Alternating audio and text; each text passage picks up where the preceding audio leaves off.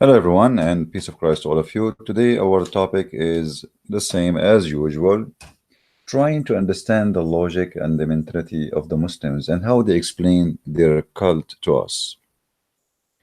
Um, and today, I'm going to read for you an article written by Muslims. And the title of the article is Four Reasons Make Us to Convert to Islam. Now, I have a link for this article in case you want to read it in details by yourself. You see, always we share so people they can get the whole image and we are not misquoting or saying something is not there. So the whole point of this, when a Muslim he make an article, the question is, what is the purpose of this article? Is it to explain something to me I don't understand? Is it to tell me something about something, let us say, people they think it's wrong but it's right, or what the purpose of the article? We will read together and see what is exactly the Muslims try to accomplish by writing those articles. In the same time, it's very important, when anyone write about anything, to examine how truthful what this person is saying. It's very important because not everything you see in the internet is a truthful, and I think all of you are mature enough to know this already. It's not like I'm telling you a news you don't know. In the internet, everybody can say whatever he wish, and the point is how you can prove it for me.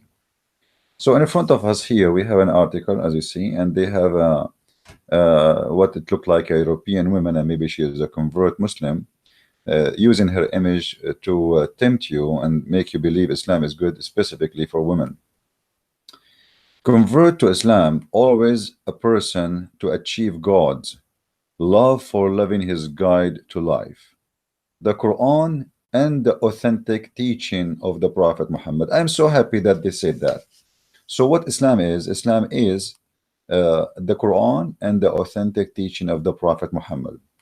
But what I find it funny, it says here, converting to Islam allow the person to achieve God love by following his guide to life. I mean, I don't see Muslims achieving anything except bloodshed everywhere. In the last week, if you go right now and search in Google, how many suicide bombing happened in the name of Allah? How many school was burned in Afghanistan? By the way, the Muslims these days, in the last almost 9 months, they are targeting schools in Afghanistan and Pakistan, and the reason for that, those schools are not teaching about Allah as they accept. They are teaching, it's a Muslim school, but just because they don't teach the way they want, we burn them, we kill the students. uh, so achieving the God way, and what they inserted the word love by following his God. That's interesting. Soon we will show you how you can achieve God. uh, Many articles explain how it's easy to convert to Islam. And here I have a question: why it's so easy to convert to Islam? I mean, this is a really stupid statement to say. Why so easy? And as long you just admit it, it's so easy to convert to Islam, why it's so hard to leave Islam? And hard here, I'm not saying hard because you don't want to leave, but Muhammad, he says, I remember the Muslim, they agreed in the same article that Islam is based in the Quran and uh, the Hadith.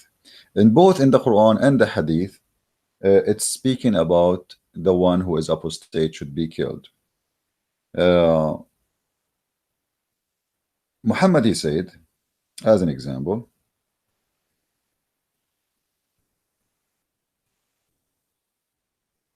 من بدل دينه فاقتلوه. The one who changed his religion, kill him. Okay, so it's very easy to convert to Islam, but if you want to leave Islam, we kill you. It's so one-way access. You try to leave. Now I wonder here, what is the love of Allah? I mean, it's just a second ago in the article you were saying to me, achieve the love of Allah. Allah is so loving to the point, if you don't want to be praying to him, he executed you immediately by what? By the hand of the Muslims. If you go in the Quran, we will find the Muslims believe that it's the duty of the Muslims. For Allah, He cannot punish anyone to kill you and torture you. If we go here, and as you see, I don't make speeches, you know, I show people what is written in the Quran, not what I say. It's not my statement. Chapter 9, verse number 14. Interesting. The love of Allah. Remember in the article they were saying to us, achieving the love of Allah. Let us see the love of Allah. What is that? I mean, how you can achieve God love? And God here supposed to be Allah. How we can achieve that love? Interesting. Read with me carefully. Chapter 9, verse number 14. And you can read any translation you wish. I mean, you don't like Yusuf Ali, we jump to Shakir, to Bakhtal, to Mahsen Khan. All of them are a bunch of scammers. None of them is the translation is accurate. But I'm using them because it's a Muslim translation. If I translate, they will say, okay, he is changing the meaning. So which one you want, Muslims? Anyone in the text want to choose one? Pick up one. Pick up one. Pick up one. All right. All right. Please, guys, invite your friends because for some reason Google is giving wrong timing. I scheduled it for now, but it's giving like it's not even going to start. So many people did not receive the notification for the broadcast. So please invite your friends and let us get people here. Let us start with Yusuf Ali.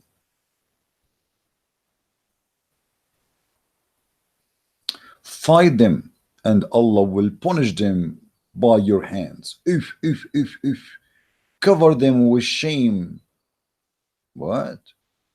And that when you fight them and kill them, that will heal the breast of the believers. I mean, do you see how much hate in the breast of the believers? To the point that hate will not be healed unless you cut the head of somebody and shed his blood. And this is supposedly achieving the love of God and the way to live peacefully. Islam means submission, brother. Submission, you submit willingly. So why you want to kill them? You see how they lie to you. You know, every donkey who says to you, Islam means submission, there's one of two things. Either he's trying to fool you or he himself, he have no idea what he's talking about. Islam never meant to be submission, and the Quran is full of verses showing that Islam is about to surrender. Muhammad, he sent letters to the three kings saying, Aslim Taslam, surrender or I will kill you. Surrender, you will be safe. So, and we can show tons of verses in the Quran, and here we go in front of you. Fight them, and fight them here is, you know, the word in Arabic is qatilu. Qatilu is not like fight them by boxing or talking. Fight, the qatilu is coming from the word kill. The word kill in Arabic, uqtul, qatala. Qatilu is an order for a group of people. If you have a three and more, you say qatilu. So qatilu those people, and Allah, He will punish them by your hands. No, Allah, why Allah? What kind of God? This God, He cannot punish us by His hand. I mean, why He need a Abdul to commit suicide bombing? Because Allah is a fake God. If Allah is a true God, He can punish any one of us, including me. I mean, what a stupid religion. Muhammad, he is trying his best to seduce you, tempt you to go and die for his sake, but he is the last one to be in the front line. If you go and read about all the wars happen, you will see Muhammad the coward is always hiding behind. When they throw rocks at Muhammad and they broke his teeth, the up ones and the down, he lost all his teeth. Muhammad starts screaming like a baby, Ilayya, Ilayya, come to me, help me, you know. And he did not fight, he did not attack even the one attacking, because he's a coward. So he hide between either the legs of Aisha or the donkey he ride, and when the risk come, he run away. He put Ali, ask any Muslim, they will tell you, when the Prophet he ran from Mecca, he put his cousin Ali, who was 9 years old, in the bed and covered him so he can escape. Hold on. I mean, how cowardly this behavior is to risk. If this is true, if this is a story, is it true that Muhammad, the Arab, they want to kill him, the tribe of Quraysh, his tribe, they want to kill him, and then I ask a child to sleep in my bed and I cover him by the blanket so they will think it's me. Are you telling me that Muhammad the coward is risking the life of 9 years old child who have no idea what's happening by making him sleep in the bed, so the Arab, they will open the door in the room of Muhammad and they will put their sword in the dark on him and they will think this is Muhammad? This is how coward Muhammad, and Muslims are so proud about him. And Allah is coward too. Allah, he cannot punish us, so Allah will punish you by your hands. This is why you see a Muslim, Abdul from ISIS, when he kill, when he do any harm to a human being, what he say? Read with me carefully.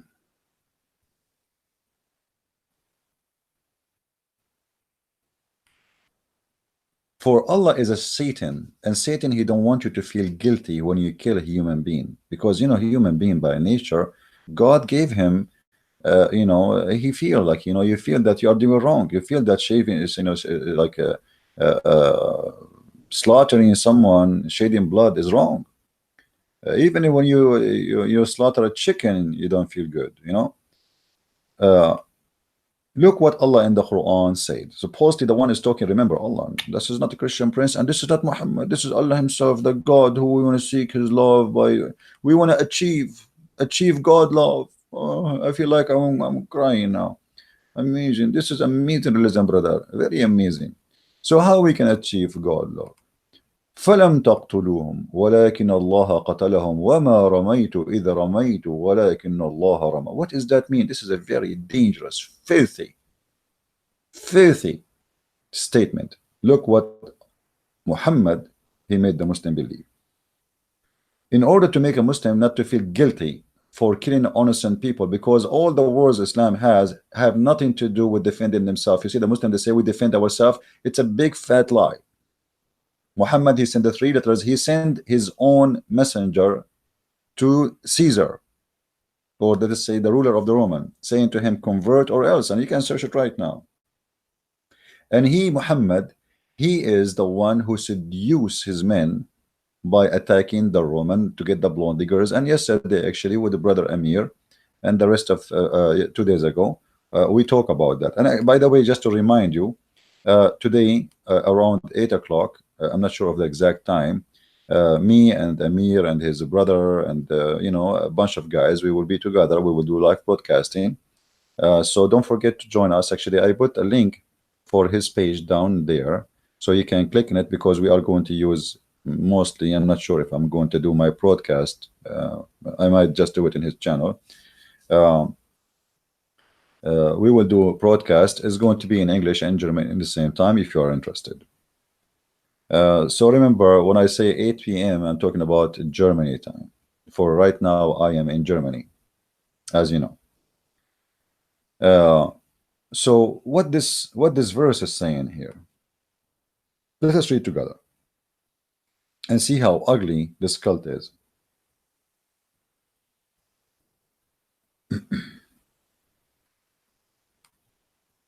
It is not you who slew them. Okay, who then? Who? It was Allah. Ew. Do you see how filthy this religion, satanic? You see, now a Muslim, when he slaughter you, he mentioned this verse. Why is that? It's disclaimer. It's not me who slew you, it's Allah. We showed you the verse before. It says, قاتلوهم يعذبهم الله بأيديكم. Kill them, Allah, he punished them by your hands. Now this verse making it even more perfect. Okay, don't feel guilty for killing you know, those people who did nothing to you. What, you know, you see the Muslims, they say to you that always Islam defend itself. I challenge the Muslim to show me what the Christians who live in Mecca or Al-Madinah, or they call them Nasara, what they did to Muhammad. Nothing. Actually, the Christians are the first one who gave refuge to Muhammad in Ethiopia. That's the fact. Muhammad, he ran all the way to Ethiopia, to the land of the Christians, and they grant him refuge. What Muhammad did in return? He killed all the Christians in the Arabian Peninsula. If we go, we will see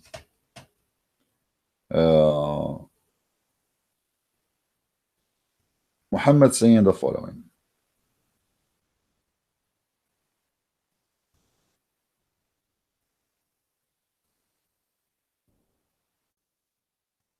Muhammad, he said, if I am victorious, I swear by Allah, I'm going to expel all the Christians and the Jews from the Arabian Peninsula. Do you see how you achieve the love of Allah? You see, right now I am in Germany and I saw many Muslims walking in the street, and most of them, they are refugee. The love of Allah versus the love of Merkel. Merkel is the chancellor of Germany right now. Merkel, she said all refugee are welcome. And Merkel is not really, I mean, she is a shish kebab. She is not really a good Christian or anything. But she is welcoming all the refugees. But Muhammad, not only he hate refugees, he want to kill people who own the land. I heard Messenger of Allah saying, I will certainly expel the Jews and the Christians from the Arabian Peninsula. Why? You see, the Muslim, they speak about Islam is a religion of justice. Islam is okay. When you know, 2 days ago we saw an article. If you remember, I made a video about it. A Muslim saying singling a community is a racism. Singling what? Community is a racism. This is the logic. Okay, we'll go with it. So how Muhammad singled the community of the Christians? He want to kill them. He want to expel them, which means expel here, by the way, is you know, ethnic cleansing, but the ethnic here replaced by religion. Just because you are from this faith, we kill you, we cleanse you, we clean the land from you. If you remember, when I was debating Sheikh Hisham al-Husseini, the head of the Islamic Center of Michigan, and he was a consultant for George Bush, and ABN TV, you know, this idiot in the beginning of the debate with him, he was saying we Muslims and Christians, we share a lot of things and we have harmony, we love Mary, we love Isa, all this garbage the Muslims they try to fool you with. Okay, but then when the debate started and we proceed, he said literally, we are going to cleanse people like you. Literally. And he called me Zionist, and you know, this is the truth. Muhammad, he want to cleanse nations. The Jews are nation like us. Why you want to cleanse them? Let us say for the sake of argument, a Muslim, he will say to you, the Jews, they made a plan against the Prophet. But we know all what happened. And even if so, what if America right now, oh, here we go, 9/11 happened, the Taliban and the Al-Qaeda and you know, the Muslim Abdul, they did an attack on America. What do you think of the American? They say, okay, we have to do cleansing for the Muslims. Do you agree with it? Here we see the hypocrisy of the Muslims. They have no problem with their prophet saying, I'm going to expel the Jews. And right now there's zero Christians and there is zero Jews who they are citizens in Saudi Arabia, in the Arabian Peninsula. Why? Because they cleansed them. The same as they did the cleansing for the black African in Al-Basra. If you go right now, you see in during the Islamic actually, hold on, I don't want to talk about it yet. I jumped there. I should not jump there. Hold on, because here it's speak about a freedom, as I saw in the article. A real convert tell her stories and can share their elation and etc. And there is even article that explain exactly how to become a Muslim. Thank you very much for telling me how to become a Muslim. I mean, this is the most stupid thing. Exactly how to become a Muslim. All what you need to do is to say Shahada. You witness for the devil, you are a Muslim. As simple as that. Many advantage are gained by converting to Islam. Really? Advantage like what? Let me count for you. Me as a man, the first thing will happen to me when I convert to Islam, when I go to heaven, Allah will make my penis endless. And to be honest with you, I always wanted to have something like the elephant, you know, but I never thought it's going to be endless. And I mean, right now I am in Germany, but imagine I am here, but the penis, Mr. Penis, is in Honolulu, you know, or on the Maldives, all right, in the beach. Imagine you are sitting in Tokyo, Japan, and you receive a ticket because your penis caused an accident in Stuttgart, Germany. I mean, that's amazing. That's so beautiful. I mean, you will achieve a lot of things. You gained a lot of things. I mean, the first thing you will gain weight because endless penis, that's endless weight. I don't know how heavy you will be when you have such a size penis. Your wife, she will be, her butt will be 1 mile, her ass, as the hadith says, مقعدها ميل من الأرض, the women, her bum will will take a size of 1 mile. Imagine your wife, she have a very beautiful butt to the point it's 1 mile. I like, amazing. I mean, all of us, we like big screen TV, and now finally we have a wife, her butt is 1 mile. I mean, who can resist that? Be honest with me. What else we will gain if we convert to Islam? Every one of us will have between 80,000 women to 80,000 boys who they are naked and they are serving us in the bed in sexual way, drinking food. I mean, this is gained slavery. You see, the Muslims, the funny about them, they say in the same article, let me go down a little bit. Converting to Islam liberates a person from slavery. I mean, that's the most hilarious title ever I heard. Slavery. Islam is the religion of slavery. The first slavery in Islam, you yourself are a slave to Allah. You see, the difference between the Christians and the Muslims is huge. And there is many naive people from our churches, sadly. They think we and Muslims, we share the same thing. A Muslim, when he pray to Allah, he is praying as a slave. A Christian, when he pray to God, he pray to is the Father, our Father. Our relationship with God is amazing. Their relationship with their God is a slave to a master. As simple as that. It's a slave. You are just a slave. How you say to me that Islam liberate you from slavery when you yourself is a slave, and then you as a slave, you capture people as slaves and you sell them in the market. Go and read all the Islamic history, including the Quran. You will see all Quran approving slavery. And not only that, Muhammad, he worked hard to promote slavery. Guys, don't forget, please, to invite your friends. For some reason, we don't have many people are in the text, and the text look like it's not moving. Are we there? Are you there, guys? Wake up, please. Wake up. In order for Muhammad to promote the slavery, he have to do something. Maybe my screen here froze. I'm not sure. Let us see what's happening.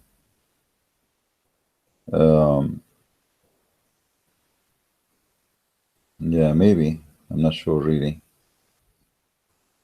Did my broadcast stop? No, it's not. So it doesn't make sense. For some reason, I'm trying to watch the text in my phone, but some reason it's not coming right. Let us see what's happening here. Okay. Okay, it's working, but it looked like from my side was not working. All right, thank you, guys. So Islam liberate a person. Imagine Muhammad to promote slavery. Look what he did. You see, a Muslim, he will say to you that, do you know in Islam, if you commit sin, if you want to be forgiven, you free a slave? Let us see what that is about. Is it really about freeing a slave?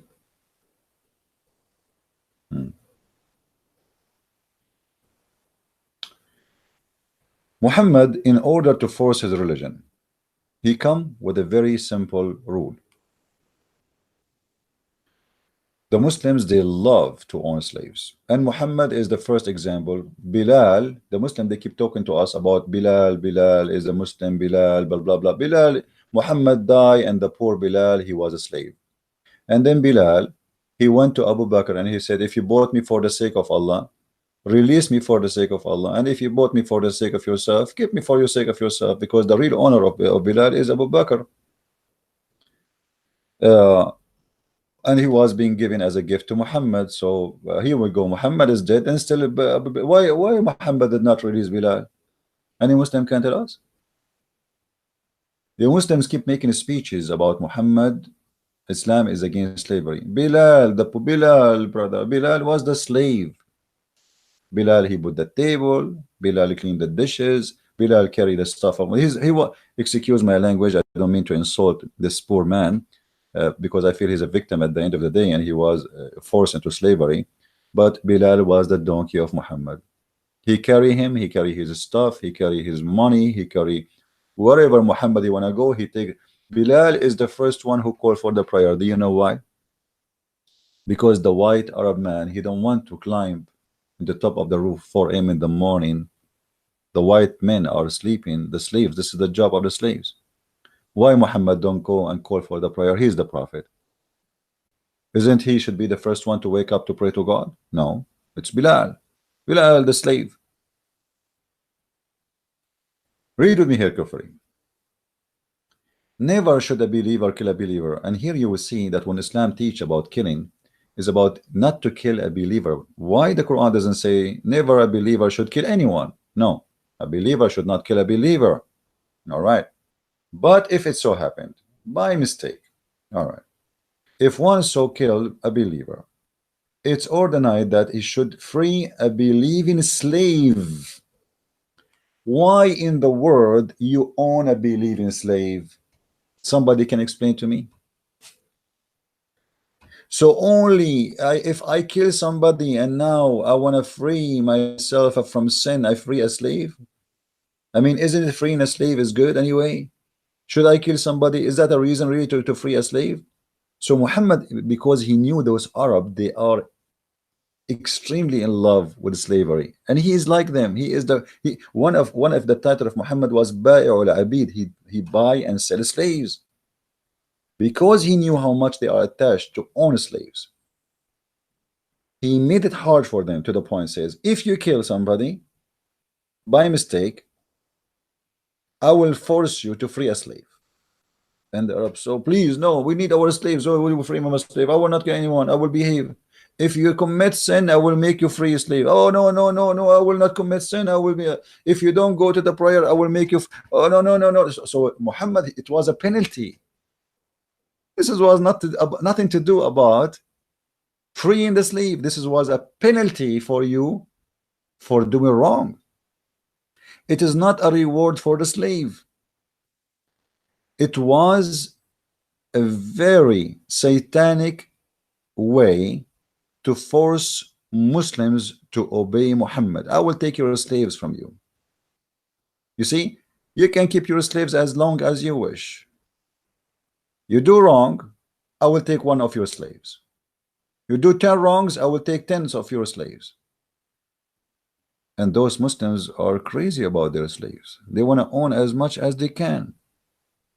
So when the Muslim tried to fool you, saying here, so look, see, here you free a slave. The fact, this is not about freeing slave. This is about a penalty for the Muslims. If Muhammad, he want to free slaves, okay, show me in the Quran where it says free a slave for no reason. I mean, just to free them. Who want to show me that? Who want to show me? Actually, if you have my books, you will see how Muhammad, how many slaves he forced them into slavery. There's a story about an owner. He decided to free his slaves in his deathbed, and he freed them.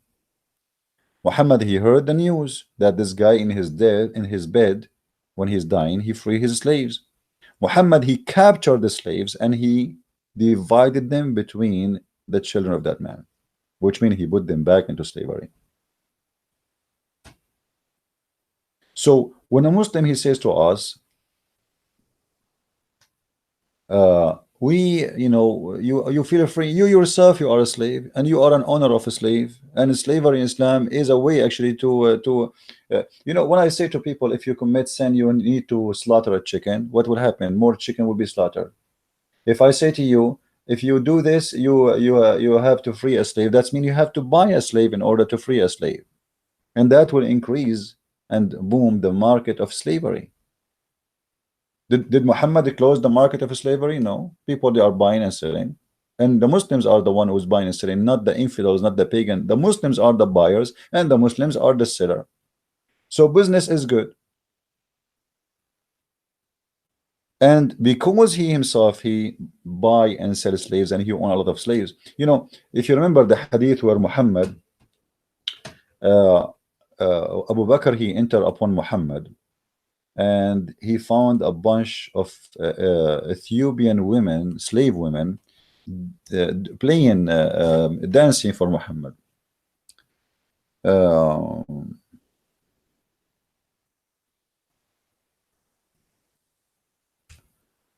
why those women are in the house of Muhammad?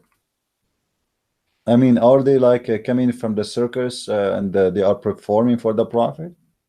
Are they visiting town? They are belly dancers, and the Prophet he hired them? No, those are slaves who they are doing entertaining for His Majesty, the faithful Muhammad. Read with me carefully, please.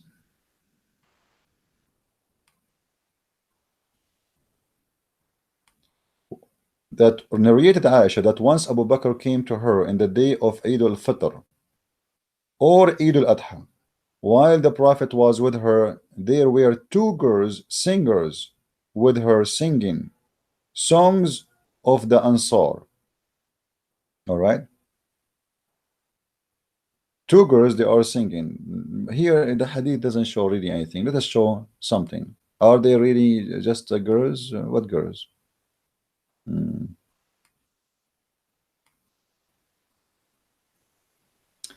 Just to show you how Muslims they lie to you. This is why I say always be careful when you read Muslims translation. It says two girls. You know, what two girls? It does it say really in Arabic two girls? It says qanitani tughniyan. Here it says that they are slaves. Why in Arabic did not translate the word slaves? Why did not say that? وعندي جاريتان تغنيان. Read carefully, just to show you how Muslims they fabricate and they change the meaning. From slaves, two slaves are singing and dancing for the Prophet, to two girls. وعندي جاريتان تغنيان بغناء بعاث فالضجع على الفراش, etc. If we read the translation, let's read the translation. Does it say here in this one? Because we changed the hadith. Let's see if it's going to say slaves. Look at this. There were two girls with me singing the song of Al-Bata. What? Where is the two girls? It says two slaves. Let us change different hadith, but the same story, different translation. Let us see. This is different one. Let us see if now the word slave will appear, maybe by mistake, you know. Okay, there were two girls again. I mean, two girls. Those are not two girls. Let us continue here.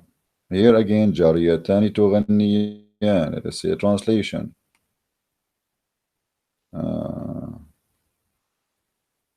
Here we go again, two girls, but in Arabic it says jariyatan.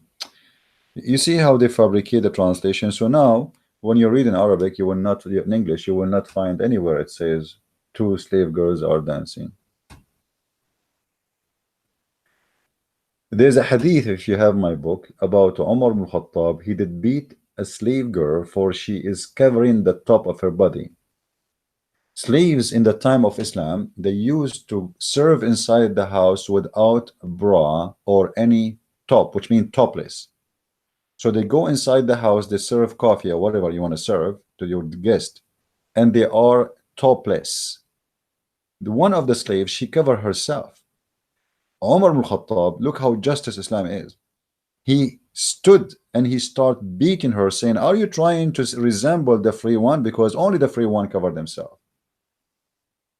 Only the free one. Maybe many of you do not know that. In Islam, only free women, they have the right to cover themselves. If you are a slave, you expose yourself.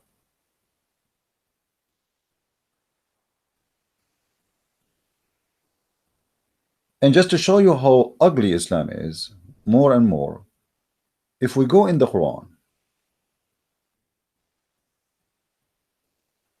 when they speak about freeing yourself, you are right.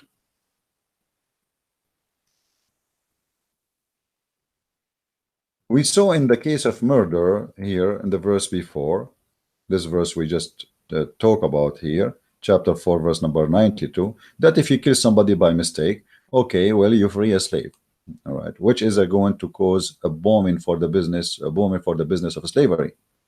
What if I kill a slave in Islam?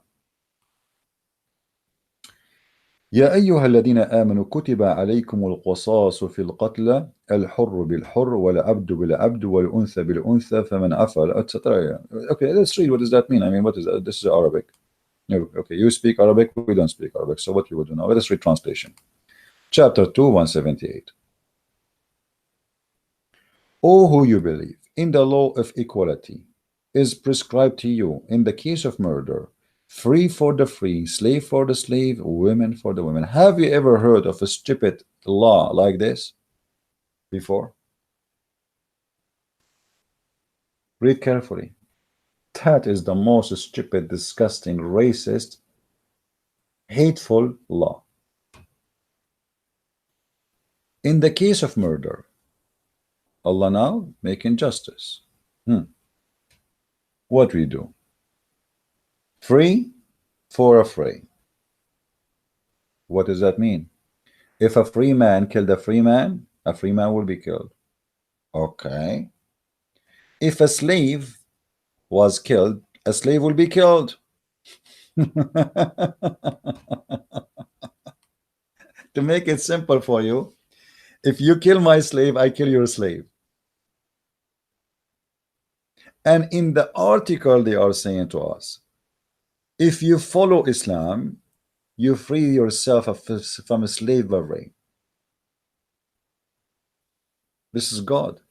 The one supposedly talking here is God. This is not even Muhammad. Muhammad is a prophet of God who Allah told him to say this. I mean, Muhammad, it's not his fault. It's Allah. This is Allah, Mr. Allah. How are you doing, Mr. Allah? I mean, your law is amazing. Imagine we make a law. It says, you see Muhammad here, the foolish Muhammad, is trying to copy from the law of Moses, where eye for an eye. And because Muhammad is a foolish man, he understood eye for an eye in such a way. You kill my slave, I kill your slave. But this is not the law. This is not an eye for an eye. Eye for an eye, that he took my eye, I took your eye. What the slave did? So now we have two victims.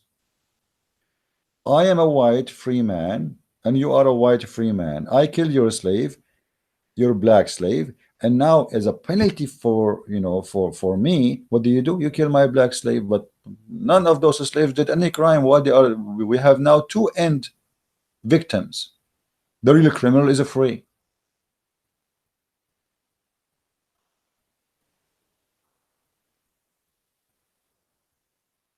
How in the world you can believe in such a stupid garbage religion? And yet they say to us that in the Quran or in Islam you free yourself. And if I go back to the article, because I don't want to miss anything, really, this is an amazing article. Islam, converting to Islam, liberate a person from slavery. I'm going to stop talking about slavery, which is literally slavery, but before I finish this, look how Islam free you from slavery, my friend. All of you remember the hadith where it says that Muslims are the best of mankind because they think they are the best race, and Islam consider Muslims as a race. And Muhammad, he said, my people will be 73 sect. My people, my nation, my ummah in Islam is a nation. If you read this hadith with me, look how Islam free you from slavery, my friend. I mean, Islam is the most beautiful religion. Unbelievable. It's the religion will free you from slavery. Muslims are the best for mankind. Okay, why they are the best of mankind? You are the best of people ever raised for the benefit of mankind. Chapter 3, verse 110. Okay, Abdul, why we are, if I'm a Muslim, why we are the best of mankind? Okay, because, read carefully. The best for mankind are those who bring them with the chains around their necks. So if the Muslims today, they have the power over you, their duty to be the best of mankind. And how they can be the best of mankind? They will bring you all Chinese, Indonesian, Malaysian, Thailand, American, German, Dutch, whatever, all of you with the chains around your neck, and the purpose, they want to save you, brother. They want to save you from hellfire. Have you ever heard of filthy cult more dangerous than this? And yet in the article you are saying to us, Islam free you from slavery. You, your God, could not find a better way to make people accept him except making Muslims go on war and capture the Yazidi girls and the Christian girls and rape them even in the road and in the street. Yesterday I was waiting for the bus here in Germany, and I saw in the news in the phone about a woman, a Yazidi woman. She came as a refugee to Germany, and when she was walking in the street, she met a member of ISIS who, before many years ago, maybe 4 years ago, he was the one who he bought her in the city of Al-Mosul. He bought her for $100, and he raped her thousands of times.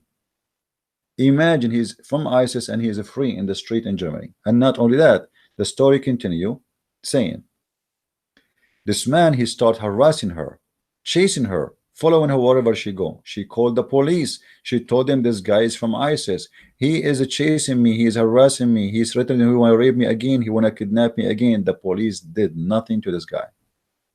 And then the girl, she decided to leave back to Iraq. This Yazidi poor girl. This is how stupid governments in Europe are. He is from ISIS. He was with them, fighting with them, killing many people, and now he is free in Germany.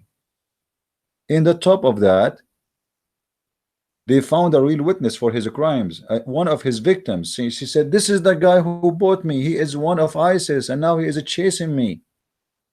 And they knew about him, and they don't do anything. Welcome to Germany. The best for mankind are those who they bring them with the chains around their necks. Are you going to allow anyone to bring you and the chain around your neck? Over my dead body. I die free, or I live free. There's no third option. There's no second option.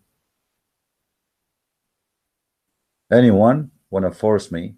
You see, because when somebody forces you to eat food you don't want, it's a slavery. When somebody force you to wear clothes you don't want, it's a slavery. When somebody force you what to eat, what to drink, what to say, what not to say, it's a slavery. Slavery is not necessarily just putting a chain around the neck of somebody, even though Islam literally practice and teach that, as you see in the front of us. So how you lie to us and you say that Islam free you from slavery, when all of Islam is about slavery? A woman, she is married in Islam to a man. The man, he have a right to beat her. I mean, how you see how free you are? You are free to the point you get a free beating. All of us, we knew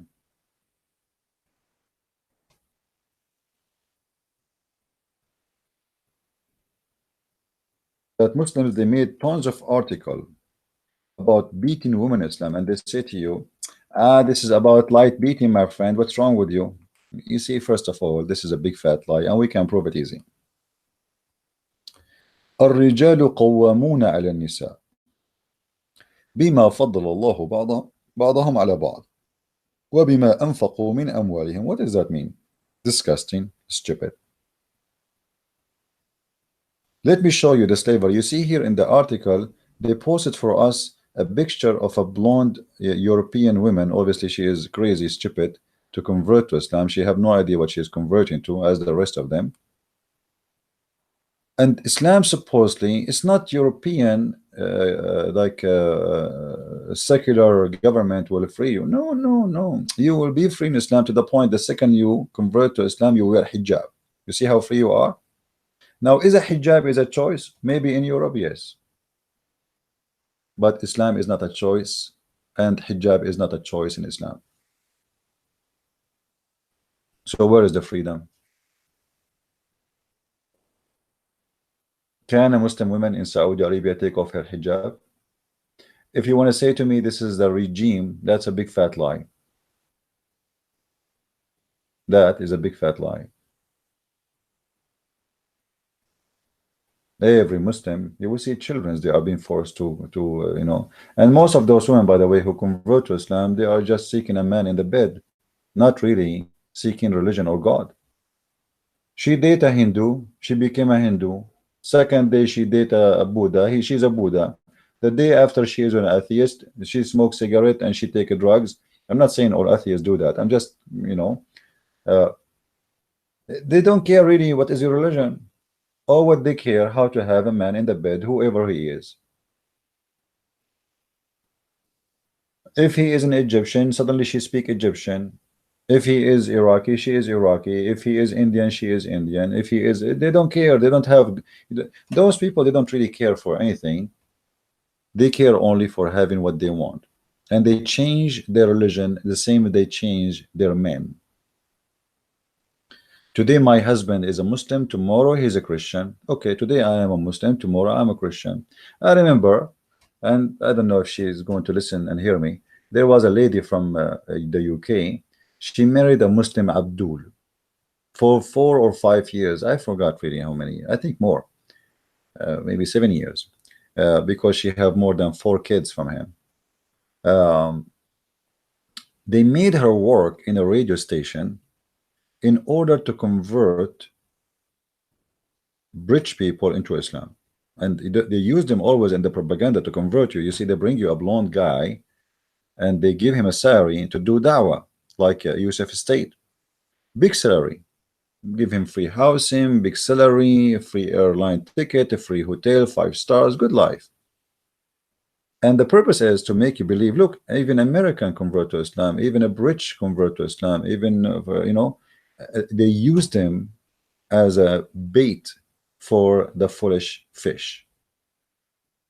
But none of those people knows what Islam is about.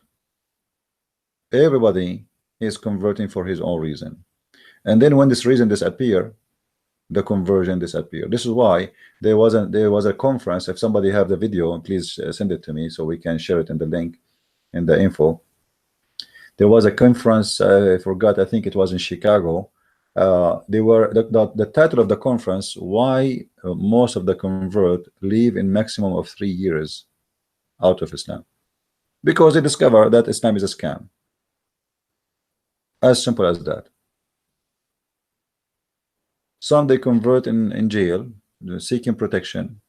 Like you go in jail, you have to join a group, you know, like in America there's Latino protecting Latino, black protecting black, white protecting white, Nazis protecting Nazis, KKK protecting KKK. So you have to join a group, you have to convert to one of them, as simple as that. If you don't belong to any group, okay, you know, you join Muslim, say Shahada, they will provide you protection inside jail. They gang together. They leave jail, they leave Islam.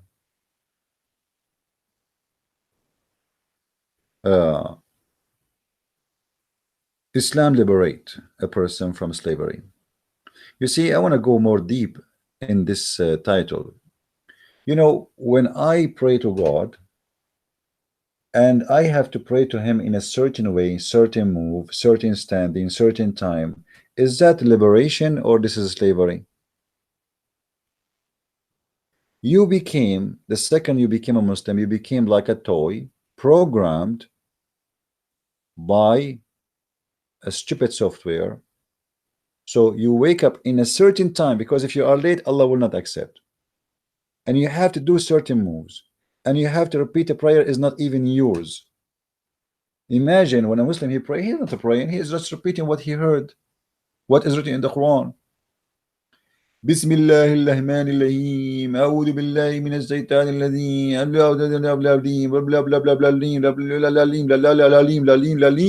Amin. That's it. None of those your words are your words. Where's your prayer?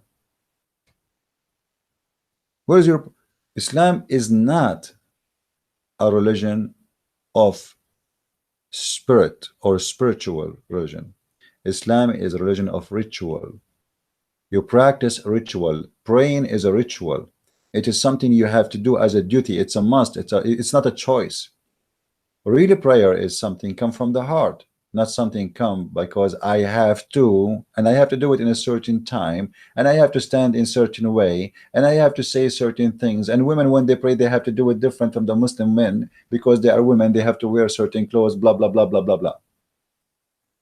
So where is the prayer? Where is the contact between you and God? It's not exist. So the first thing will happen to you when you are a Muslim, you became a slave of customs, custom uniform, custom hand moving, custom word saying, custom feet together, custom even your ears, even your it's a custom. You are a slave. You have to do it exactly as somebody else exists 1400 years ago, and no one knows where he got those movements. Any Muslim can tell me how Muhammad learned how to pray like this? Is that in the Quran? Did Jibril stand in front of him and he taught him how to do this movement? What is that?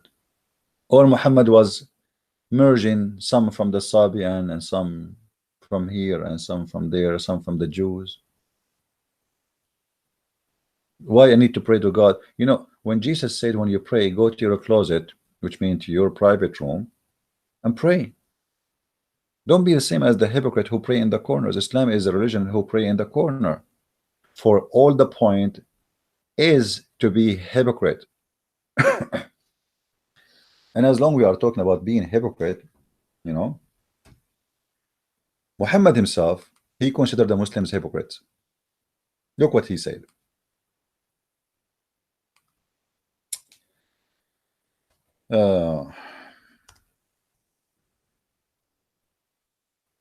Muhammad, as we know, he threatened all the Arab around him either to be killed or they convert.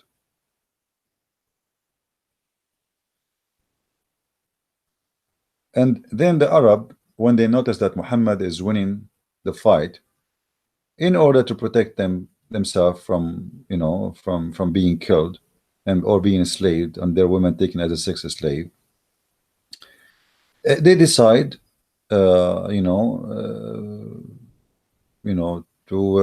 convert to Islam. So look what happened in chapter 48, verse number 16. Muhammad, he sent his message to the Arab, and he claimed that Allah is the one who said that to him to tell them, say to the desert Arab who lagged behind in what? They did not join Islam. Ye shall be summoned to fight against people given like mighty power. Then shall ye fight, or they shall submit. But the fact doesn't say submit, by the way, surrender. Okay. What is verse saying? The Muslim, they say to you, Islam, where can you show me one verse in the Quran saying Islam is split by sword? It's in front of you. It's a threat from Muhammad, speaking as if it is Allah speaking, fabricating a verse saying this is God told me. Either you convert or you die. As simple as that. Let's change the translation. You know, maybe the Muslim don't like this translation. Shakir is a better scammer. What Shakir he will say? Say to those who deliverers of the desert who were left behind, you shall soon be invited to fight against the people. Okay, you will fight against them until they submit. Okay. Then if you obey, Allah will grant you a good reward. And if you turn your back, we will punish you, we will kill you. Here in the translation, It says the word submit. Is it really submit? Let us change the translator. We try them one by one. So we try Ali, so Yusuf Ali Shakir, and now Biktal. I'm just trying my best, to show you how the Muslims lie when they translate.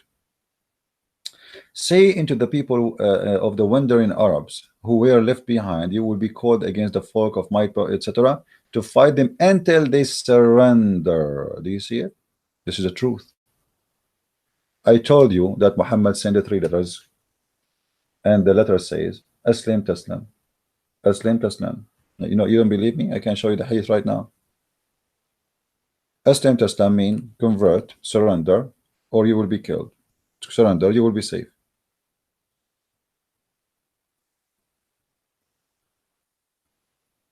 Here we go.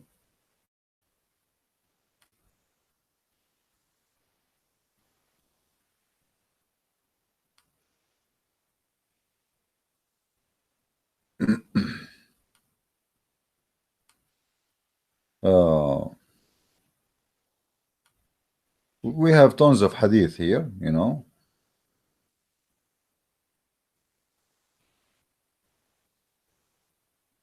but I want to show you the one where he sent the letter to Hercules inviting him to Islam or die. Read with me carefully.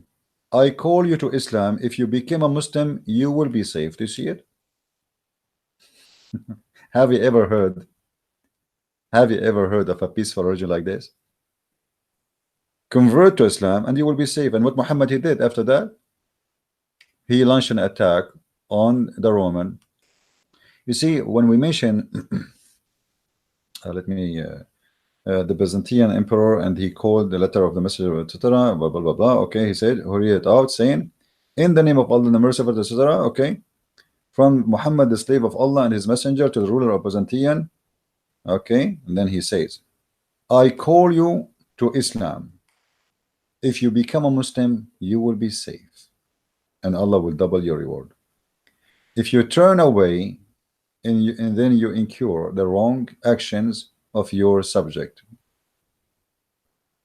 And what happened? Muhammad, he made a chapter. It's called chapter of At-Tawbah. Chapter 9 verse number 29 says, go and kill the Christians and the Jews until they convert to Islam or they pay the jizya. And this is exactly what this letter is about.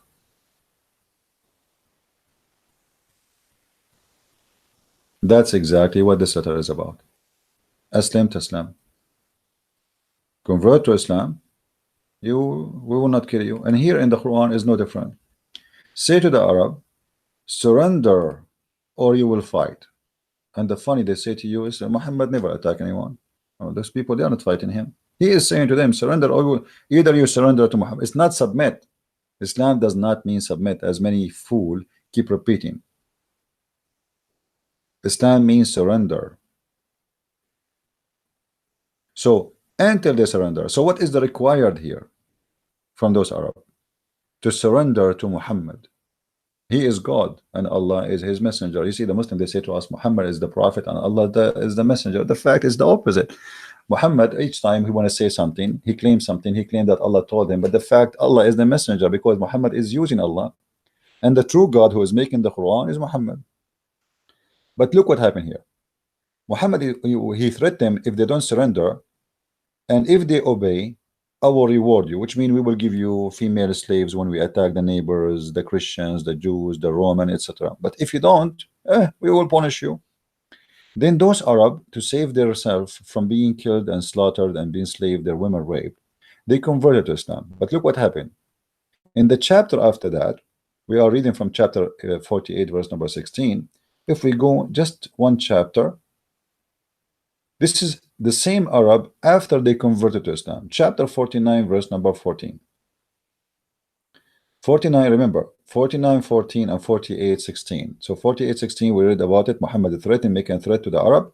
And 49, 14, Muhammad speaking to the Arab who he forced them to convert to Islam. And look what happened.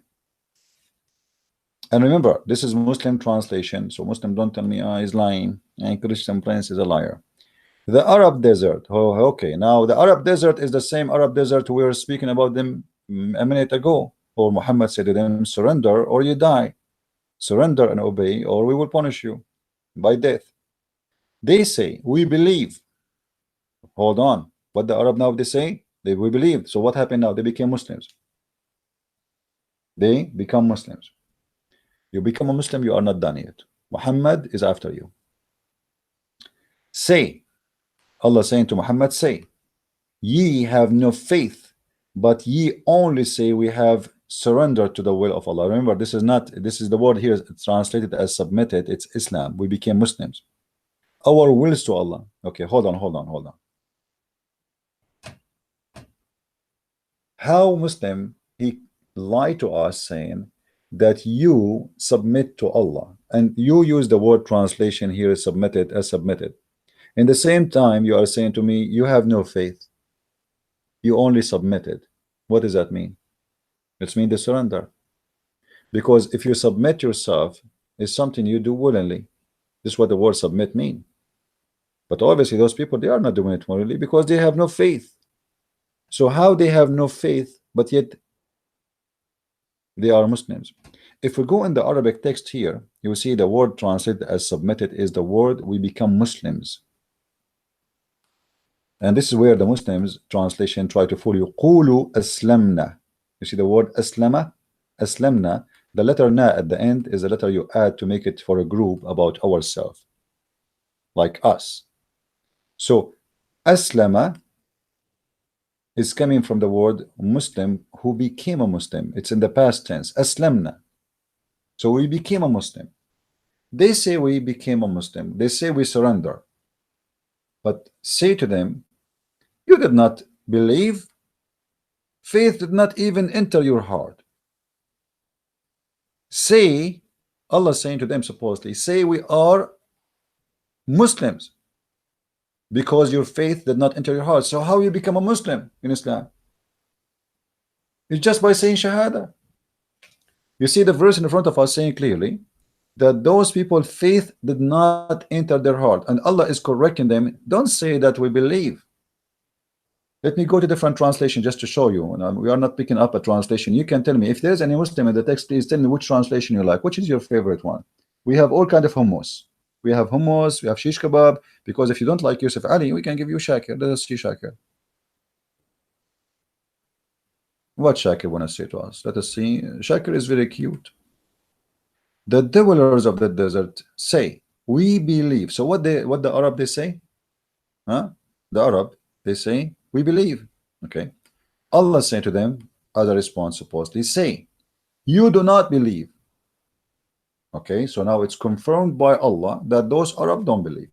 Okay, how in the world people don't believe become Muslims? Anyone can explain to me? The explanation is very easy. It is in the chapter we just showed you before, at chapter 49, where Muhammad he said to them, convert or I will kill you, convert or die. So the Arab, they protect themselves.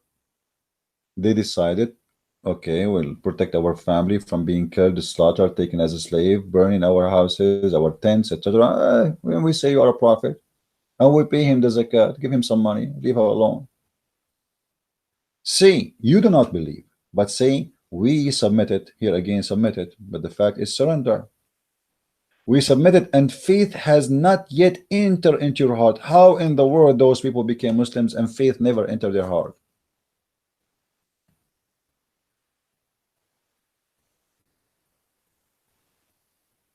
Any Abdul can explain to us?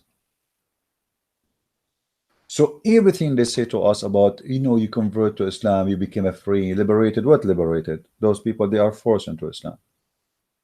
How I am liberated and your prophet says the one who leave the religion, kill him? I'm liberated from what exactly?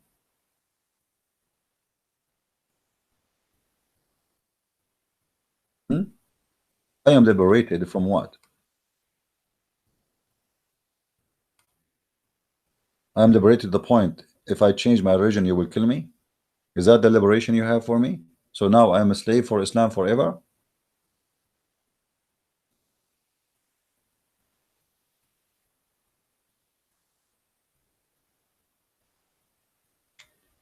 You are liberated, my friend.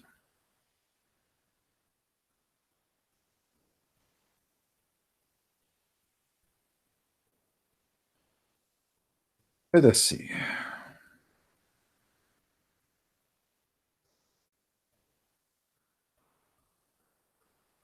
Let's show you some more stuff.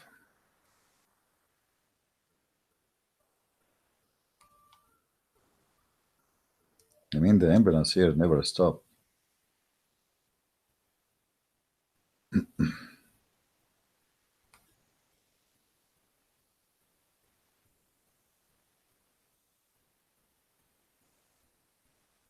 You know, I'm just trying to show you some verses.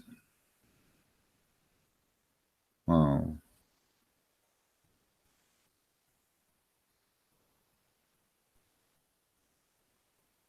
Actually, if I want to talk about this topic, it's going to take me maybe a year, because all those verses, it can be used to show you how stupid this cult is. But you are liberated to the point. If you go to chapter 9, verse number 29, you cannot even take your father and your brother as a friend. I mean, do you see how much liberation you have? The point Islam involved about who can be a relative to you. Your father and your brother. You see that in the Muslim, they say to you, the Bible says, Jesus said, the one who don't hate his parents and love me, he don't belong to me, etc. But this is not about hating your parents. It's about if they choose their belief over me. Otherwise, no Christian hate his parents. The Bible says clearly that the one who disrespect his parents should be put to death. This is how much horrible it is to be disrespectful for your parents. But if we go in the Quran and we see how the Quran, you know, speak about revelation, as an example, the first rule of the Quran, you cannot take anyone as a friend. And not only that, those who want to take you as a friend, your duty is to kill them all. But hold on, they want to take me as a friend, why I want to kill them? Oh no, Abdul, brother, Allahu Akbar, those are the infidels, they want to kill us, and we are defending ourselves. It's a big fat lie. Read with me carefully, chapter 4, verse number 89. And again, I'm using the Muslim translation, so Muslim will not say I'm making things up. In this chapter, you will see here with me the following.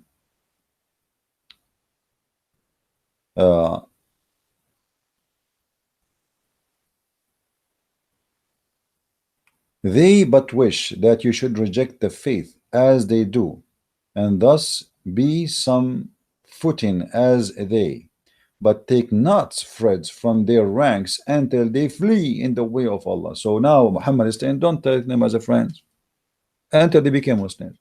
Okay. You see, what is the problem if I am a Christian and I became a friend to a Muslim? I mean, does it hurt Christianity?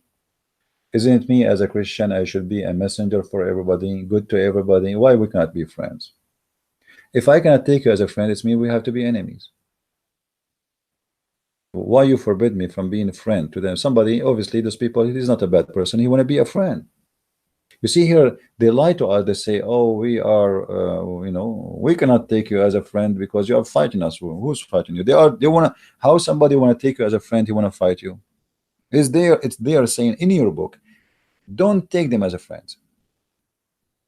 And there is no way this is speaking about someone he's an enemy or he's in a war with you, because it's not even logical to think about taking someone as a friend, he's in a war with you. But the logic of Islam is the following. Anyone who don't believe in the filthy cult of Islam is an enemy to Allah, and therefore have to be killed.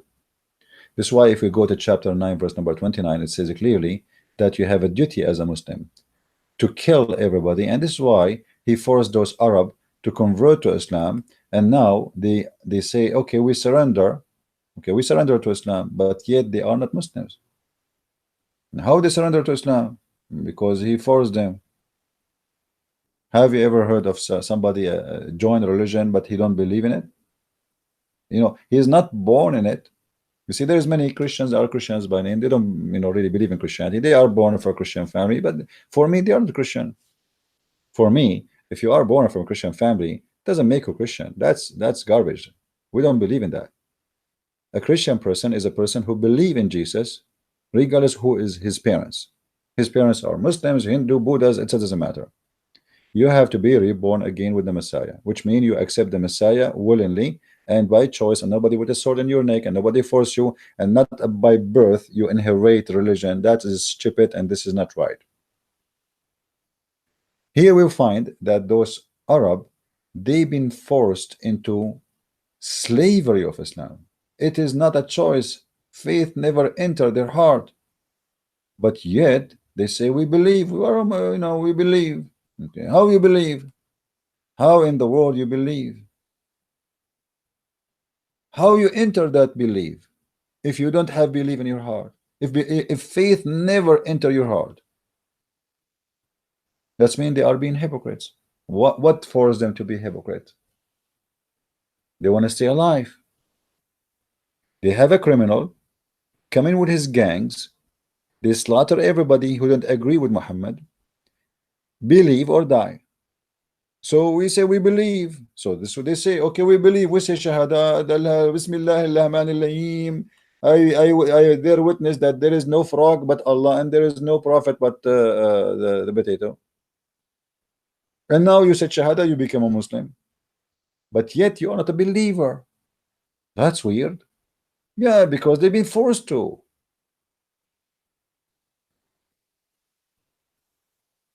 So they try to fool you and make an article that Islam free you from slavery.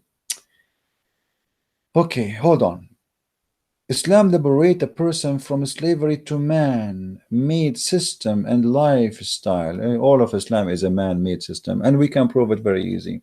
When the God of Islam promote heaven or promote his religion by promising a man endless penis, isn't it obviously this is made by a man who is crazy about sex? When a man claimed that God told him, if you believe in me, I'm going to give you a bracelet in your hand. Bracelet? I mean, are you serious? God want to give me a bracelet? All my life, guys. All my life, I wanted to wear a bracelet.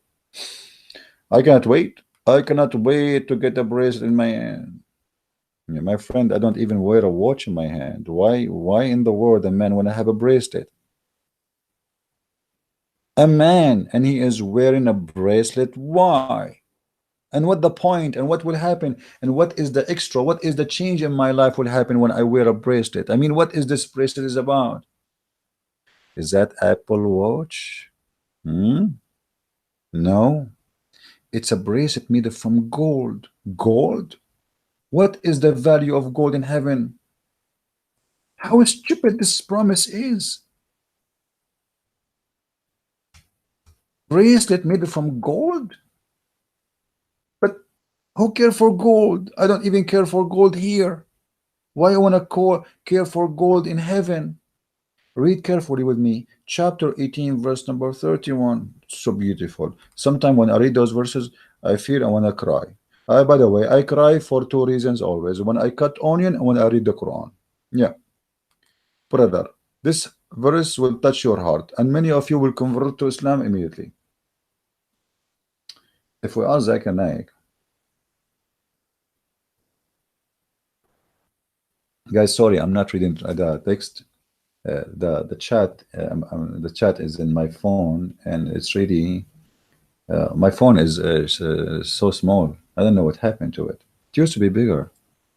No, I think this is technology. So look, for them will be gardens. Okay, the first thing, okay, we will give you a garden of eternity. Beneath them, rivers will flow. Okay, they will be adorned therein with the bracelet of gold. Wow, God Almighty, even him, he understand the value of gold. I'm wondering how much gold Allah he bought, as investment. I mean, every Abdul want to give him a bracelet of gold. And how many of you, be honest, how many of you, Abdul, are so excited to get the bracelet of Allah?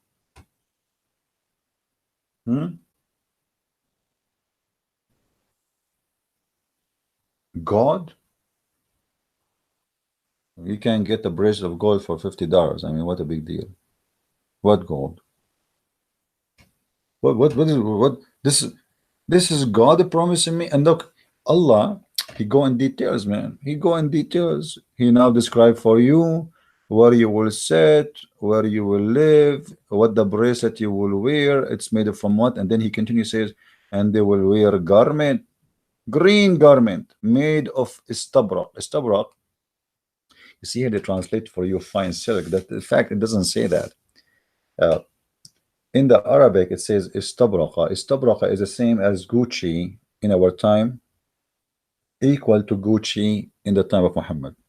Istabrak is an Iranian fabric, Persian fabric, you know, only very rich people they can afford it, and that is made from silk. Now, silk these days is very cheap. I mean, it's not really expensive. You can get silk, especially if you go to Iran. It's not really expensive. If you want to buy it from a Gucci store, it's going to be very expensive for sure because you are buying for the brand. But God, he is going to buy from Iran a brand. It's called Istabrak. And the funny, the Muslim, they say to you, who can make Quran like Allah? I want to ask Allah, he could not make silk better than the Iranian? Guys, do you know what I'm saying? Why in the world? And at that time, the Iranian, they wear kuffar. Okay, why you want to buy istabrak from them? But Muhammad, he is fabricating Quran, and he knew that this name is very famous to be the most fine, beautiful silk. So Allah himself is using the brand, it's called istabrak in the Quran, using a Persian word, a Persian fabric, a Persian made, a Persian kuffar, putting it in the Quran.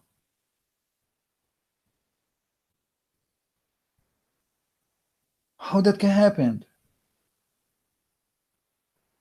But the devil always tries to seduce you with all kind of temptation.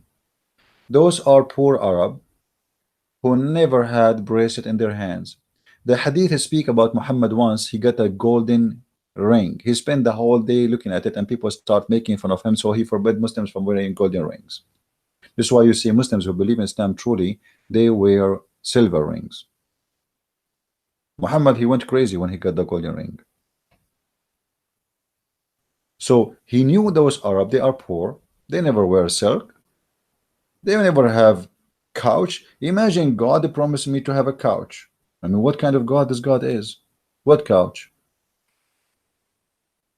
Brother, if you convert to my religion, I will give you green garment. Imagine all of us in the heaven of Allah, we are wearing green. I mean, this is the most boring color. I have nothing against the green, but not to wear it. Honest to God, I don't like to wear a green. I never wear a green clothes in my life. I don't want to wear one too. I might look like a frog. I like to see green grass. I like to see green trees, but green as a clothes is not my favorite. We will be wearing for eternity green. Why are we in the surgery room? And why it have to be green? The answer is very simple. Let us see in the chat who is going to give us the answer. Why Allah, guys, promising the Abdul to have a green clothes? Let us see who is of you is going to give me the correct answer.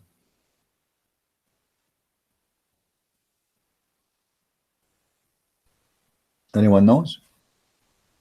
Anyone knows what the behind of the word green? Why it's green?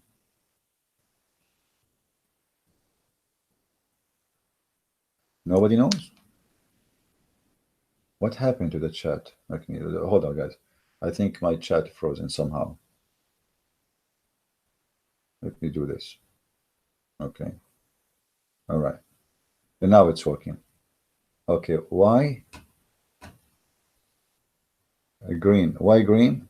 Green, yeah, in the desert. Thank you very much. Here we go. Somebody got it.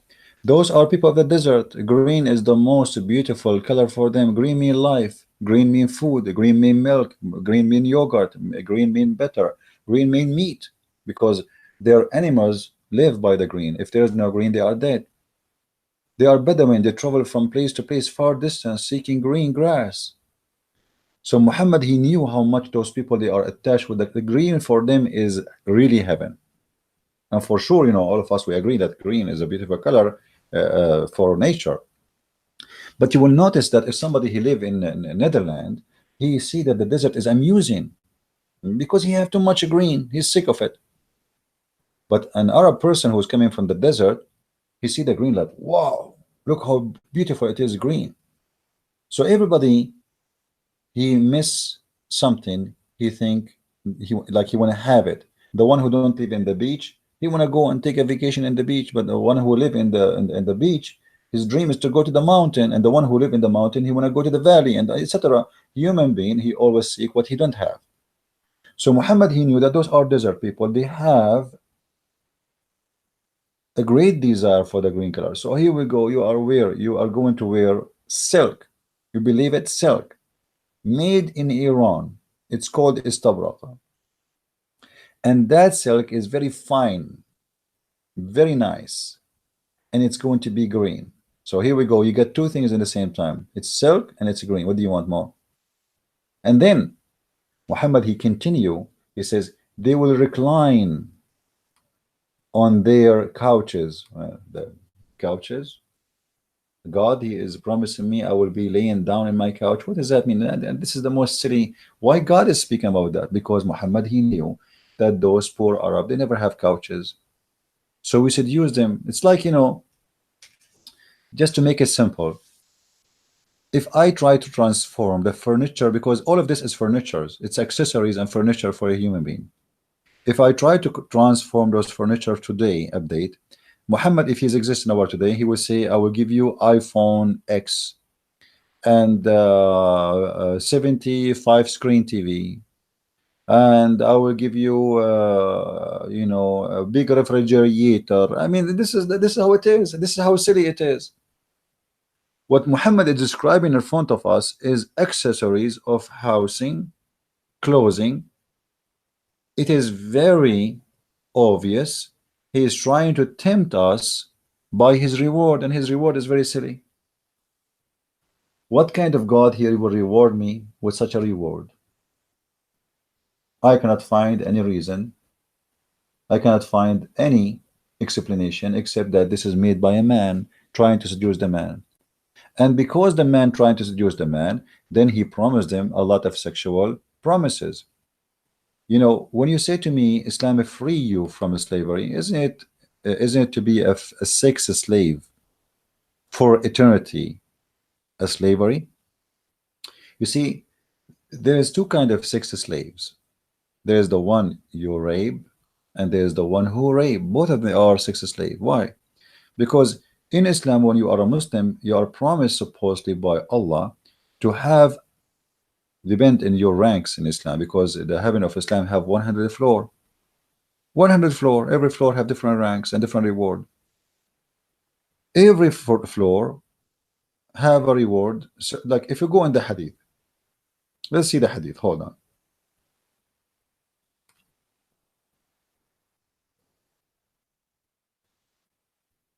Let's see what is the lowest reward for people in heaven in Islam. The lowest, not the highest. Okay, let's see. All right.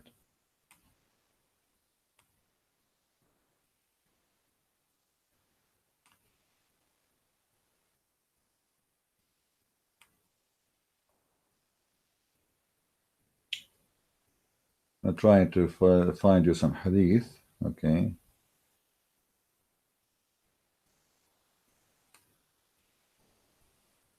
Let me show you this one first.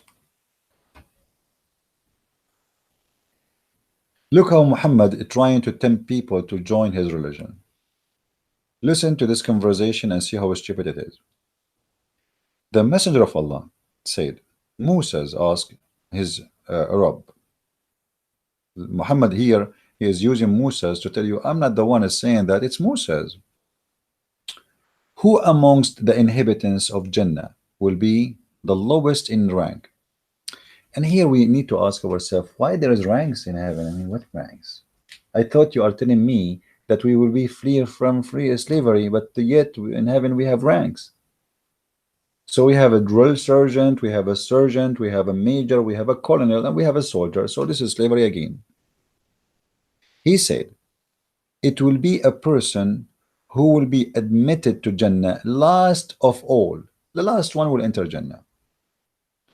When all the dwellers of the Jannah have entered Jannah. Okay, so the one who is the lowest in rank is the last one. Before almost closing the door, he enter. It will be said to him, this is the lowest, read carefully, enter Jannah. But he will say, oh my Rabb. I mean, the Muslim translation is very funny. Rabb here is mean, this is, by the way, this is coming from the Aramaic word and it's used in the Hebrew. This is why you say Rabbi. Rabbi is can be used as a master or Lord or even God, Lord as God. Oh my Rabb, how I should enter while the people have settled in their apartments and taken their shares. Imagine how nice this is story. The gate of the heaven almost closed, and there's a guy standing at the end, and he is like, should I enter, not to enter?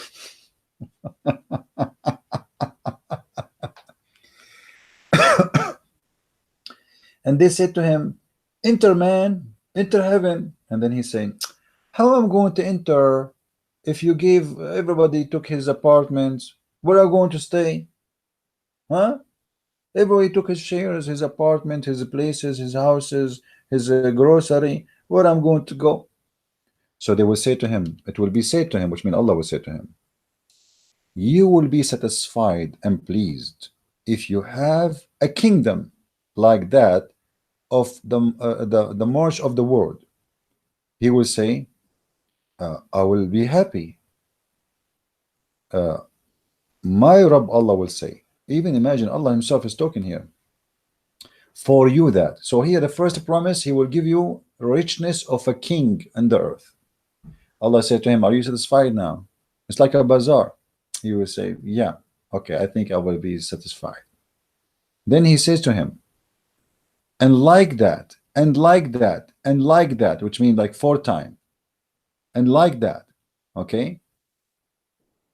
He will say that 5th time, so you will be more rich than any king in the earth 5 times. And here I need to ask a question. I mean, what rich mean? I mean, this is the most stupid, disgusting religion ever.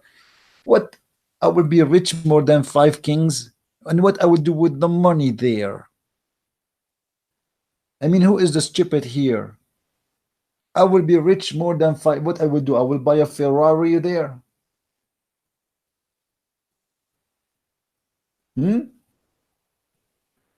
Are we going into heaven or we are going to Las Vegas? What I will do with richness of 5 kings? That's stupid. That's madness. But he knew that human, they love money. And everything in this cult is about tempting you with sex and money. So what? Do you want money? Okay, we will give you the money. How much money you want? Do you like to be a rich like a king? Sure, like a king. Are you kidding? Yeah, sure. Okay, I will make you church like a king, and another king, another king, another 5 kings. I will make you rich. Why 5? What about making 40? Do you Muslims use your brain? And then he continued. And here it looked like a bazaar, and Allah became like a Abdul. He is asking you, please just get in heaven. And you saying, no, unless you make me happy. I mean, I want to be sure that heaven is my place. What you offer? And Allah says to you, okay, hold on. Let me show you how I can convince you to enter heaven. I mean, the guy do have a choice. Either you go to hell or you go to heaven. Which one? A little house of a dog in heaven is better than a palace in hell. I mean, what was this discussion is about? This is stupid. And then Allah, he continues saying to him, you will have whatever your soul desire. Oh boy, oh boy. What does that mean? Anything, whatever your soul desire, you see it in front of your eyes. What if this guy is a game? You have it. What if a guy he want to sleep with Muhammad? You will have it. What if this guy he want to sleep with Allah? You will have it. Whatever your soul desire. You see, when you say whatever, it's whatever. It's mean there's no limitation. And actually, the Muslim believe that in the heaven of Allah there is no limitation of reward, and they believe. And I challenge any Muslim to say it's a lie. Don't force me to show you the reference. Don't force me to show you. In the heaven of Allah, you can have sex with every single member of your family. Some scholars they say, except your mother.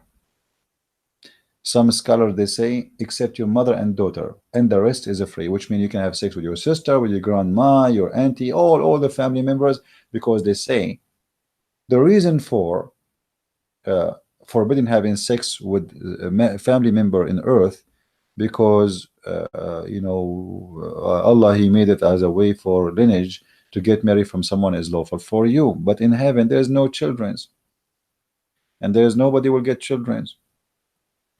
However, don't forget, if you have my book 6 and Allah, variant number 1 and variant number 2, you will see where the hadith says, Muhammad he said, if a Muslim he wished to have a child, he will be pregnant and deliver it in less than fi sa'a, which means in 15 minutes.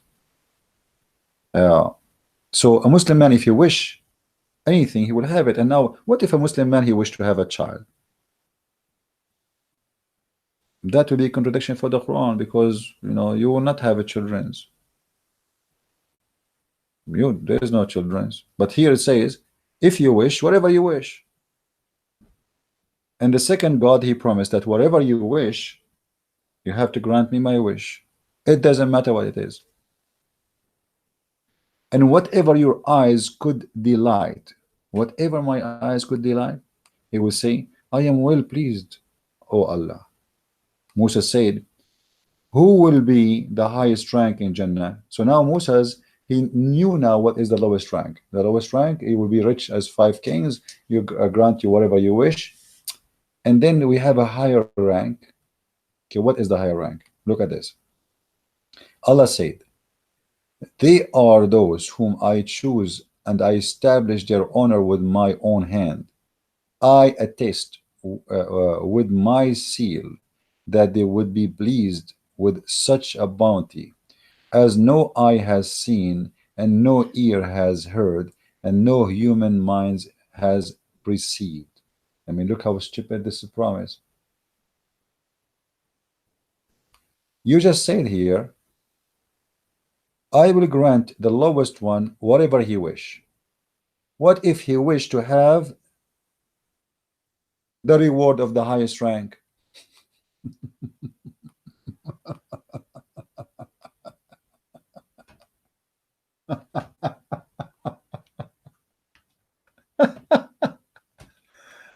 I don't know what to know. I mean, I wish I am stupid. Literally, I wish I am stupid, because sometimes stupid, it's fun. I mean, you see things, they don't make me upset, and you are happy all the time. I mean, what if those guys, you just say to them, I grant you whatever you wish, and now you are saying there's a higher reward. If this guy, he wish to have this reward, are you going to grant him or not? You just say to him whatever your soul wish. I mean, it's good to be a donkey. It's good to be a donkey, and it's better if you are a mule. In the best scenario, be Abdul. I don't know. I mean, this is so beautiful. And me myself, I feel like I want to convert. I mean, I don't know how I can resist the temptation to convert to Islam right now. So, reading this article really make you feel like this article is made up for a bunch of idiots who have no brain. Literally. Converting to Islam allow a person truly to experience God love. Yeah, let us experience God love. Let us experience God love. I want to experience God love. I cannot really resist the love of Allah. Look here, look here. All the verses in front of us speaking about not to take friends people and not to love them. يا أيها الذين آمنوا لا تتخذوا الكافرين أولياء من دون المؤمنين. You can go and read those verses. I don't want to read them one by one. Chapter 4, verse 144, etc. all those verses is about love. يا أيها الذين آمنوا لا تتخذوا اليهود والنصارى أولياء بعضهم أولياء بعض. Okay, look how much love. This is a religion of love, man. Allah is forbidding the Muslims from taking Christians as friends, as protectors. So where is the love? Why Jesus says love your enemy, and Allah saying you cannot love the Jews and the Christians, and you cannot even take them as a friends? Why? How you Muslims say that Jesus is a Muslim and Muhammad is a Muslim, but their message is the opposite. One saying to us, not only you love your friends and your family, you love even your enemies. You pray for them.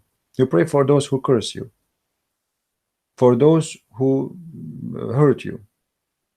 Here, you can't even take friends from those who want to take you as a friend just because they are a Christian. This is a message of hate. And not only that, Allah saying clearly, which is Muhammad, Allah aka Muhammad, and any one of you take them as a friend, he is one of them, which means he is an apostate. And you know the apostate punishment is death.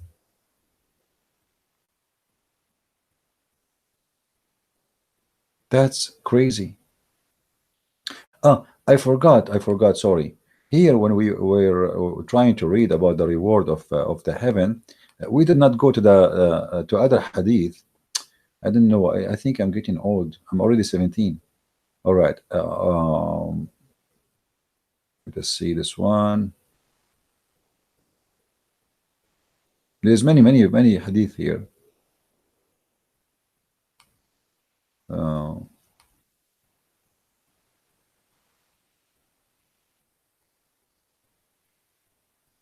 All those hadith about the lowest reward. Unbelievable. Okay, look at this. Look at this. Look at this hadith as an example.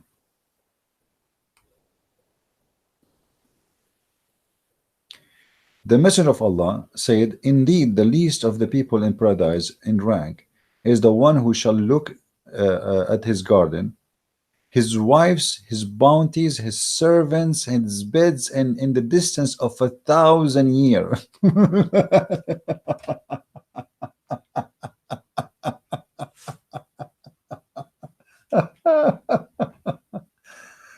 Man, how sharp my eyes are. And how big my bedroom. My bedroom will be filled with beds and women in a distance of 1,000 years. So a question, Prophet of Allah, how long is going to take me to walk in my room if my eyes can go to the distance of 1,000 years? How far it going to take me? How long is going to take me to cross my room, to go from the first bed to the last bed? Unbelievable. I love it. You know, I have to admit that we Christians, we need this heaven. I mean, look at this, man. Look, don't you like to have a big apartment, huge house, your bedroom? My bedroom, the bounty. What bounties? I had those women we capture, yeah, and the slaves, servants. You see here, they are saying slaves. What servants? Those are sex slaves. Those are, you know, and the funny, they say to us, Islam will free you from slavery. Even in heaven, there are servants. What those servants do? I mean, okay, I pray to Allah, I convert to Islam. Why? I'm going to have servants. Where is justice? So those are going to be my slaves for eternity, just because I prayed to God 5 times? Don't you think this is too much, Abdul? Too much lies. Then Muhammad, he continued, and the noblest of them, Allah will look at their faces morning and night. And not only that, if you are from the highest believer, Allah will make your face so white, so shiny, you know, it's very beautiful, brother. Let us continue.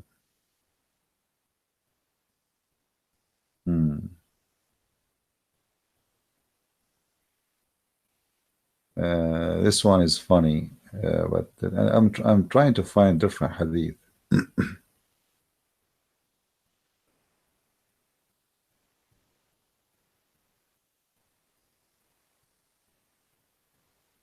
Hmm.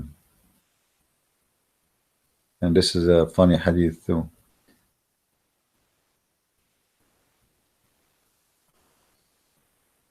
I know, like there's a hadith about the 80,000. I for some reason is not showing.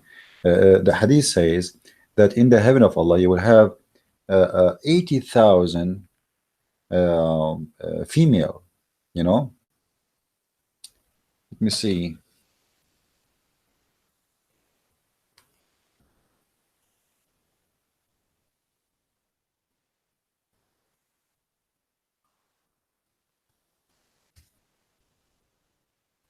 Maybe this one. Oh, here we go. Look at this amazing hadith.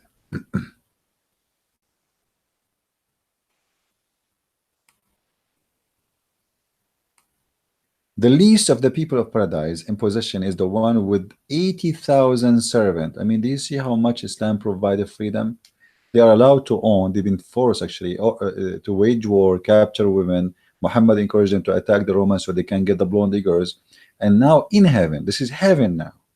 In heaven, you will have 80,000 slaves. That's amazing. So beautiful. This is the truly heaven. In your house, brother, you will have 80,000 slaves. And who are the slaves? Anyone knows? They are boys, young boys. Imagine boys. We will slave boys. How in the world you can do that? If you read with me the verse here, let's see where it says. By the way, guys, I have here a dog. His name is Teddy. He want to say hi. All right, in case you want to say hi to him, he's the enemy of Allah and he's my helper now. Uh, uh, if you read with me, it is go. Which verse I want to show you? Yeah.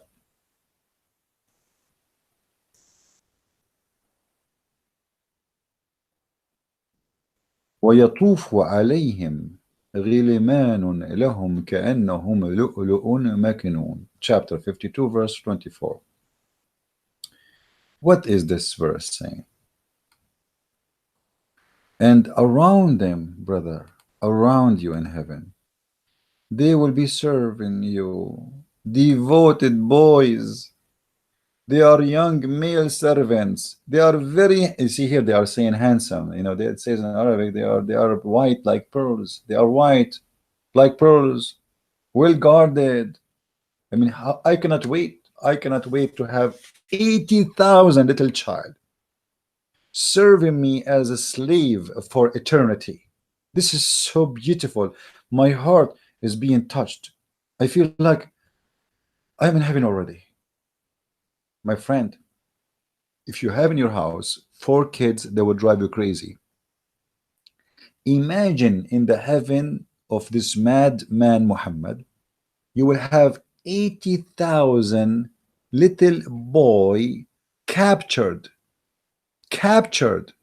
and they are naked white boys, young boys, and they will be serving you for eternity. Aren't you happy? Be honest.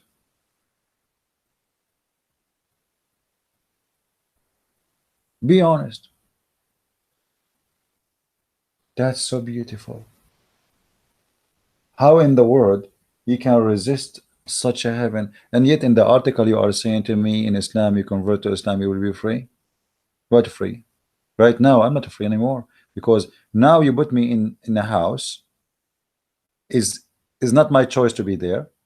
You decide for me what to wear. It's already known, the fabric, the color, the bracelet I will wear, the couch I will sit in, and the number of the servants and the number of the women I'm going to rape. And you are telling me I'm free?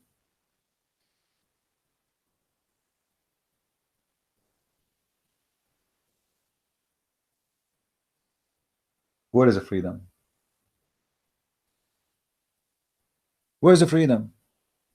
Even the fabric I will wear is green. Can I have a choice? Even the food you will eat in the heaven of Allah is not your choice. If we go in the Quran, just to give you an example, you know,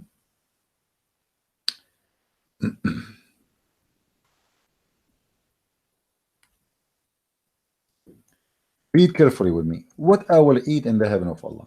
What is my menu? Do you know that in the heaven of Allah there is only birds barbecue? Yes. لحم طير مما يشتهون. Let us see here.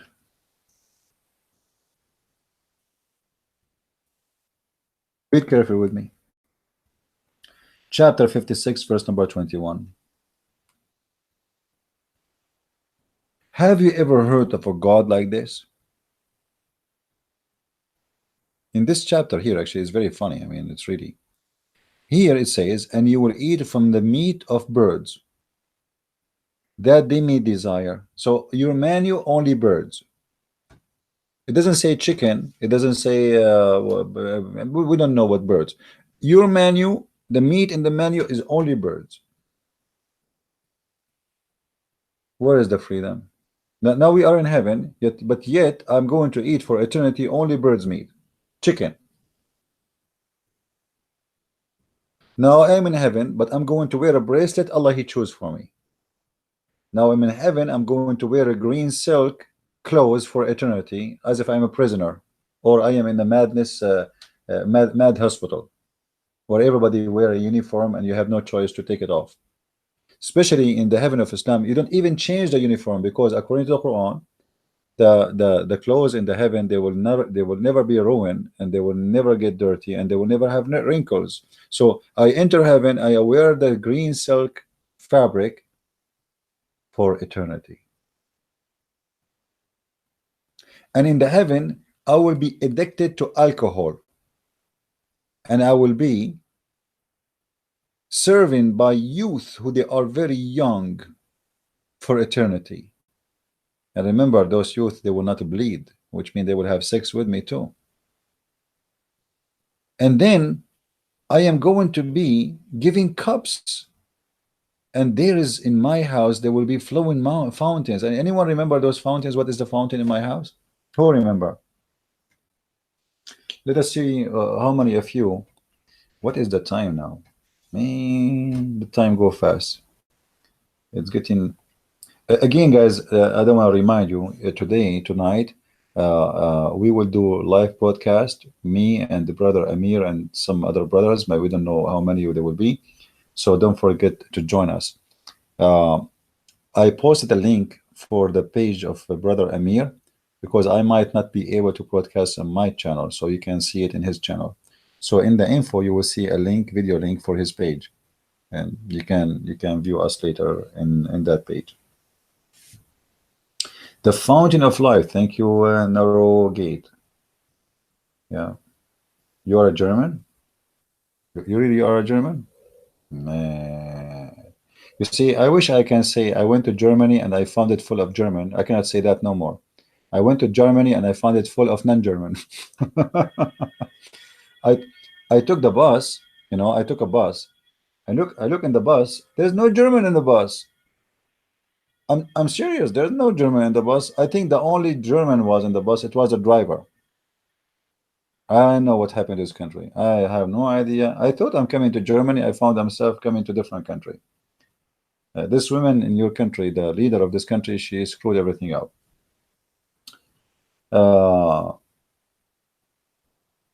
Actually, I recorded the video yesterday while I was walking in one of the cities here, you know, around me.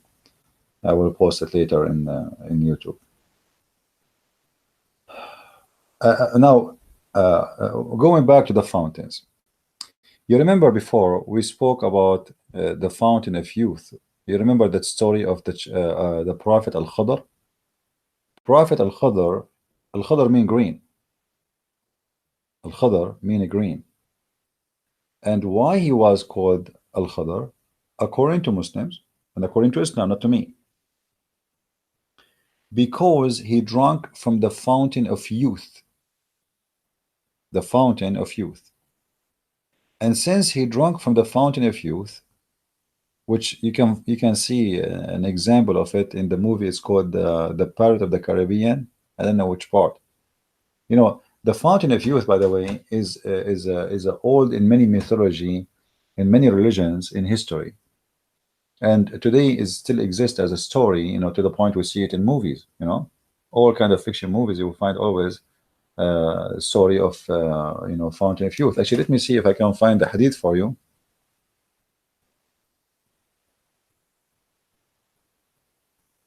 Uh,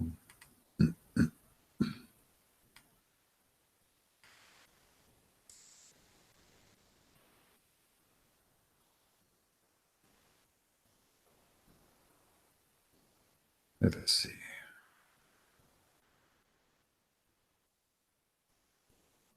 Maybe we can find it fast. Let us see. Let me pray to Allah, so maybe I will be lucky. Hmm. And by the way, guys, right now I'm taking some karate classes. You see, I have some friends they play karate. Bruce Lee is my friend. And if you ask me why, because right now I see the hadith in front of me where Musa says he did beat the angel of death and he blocked his eye off. This is not out of our topic, but just we are here. So Allah he sent the angel of death to Moses.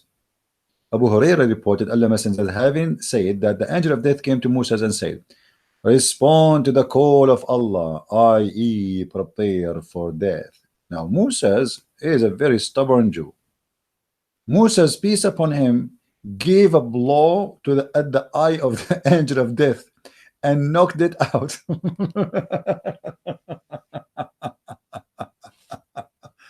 Unbelievable.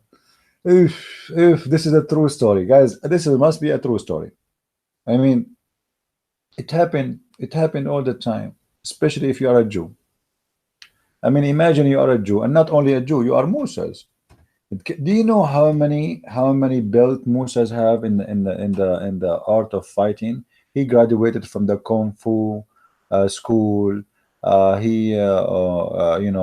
He graduated from Master Ching Chong Chi in China, and he very well known. Actually, even movies they hire Musas because after he did beat the angel who have 600 wings and he blocked his eyes out. I mean, and then the angel he went back to Allah and he said, "Look what look what Moses did to me. He don't want to die."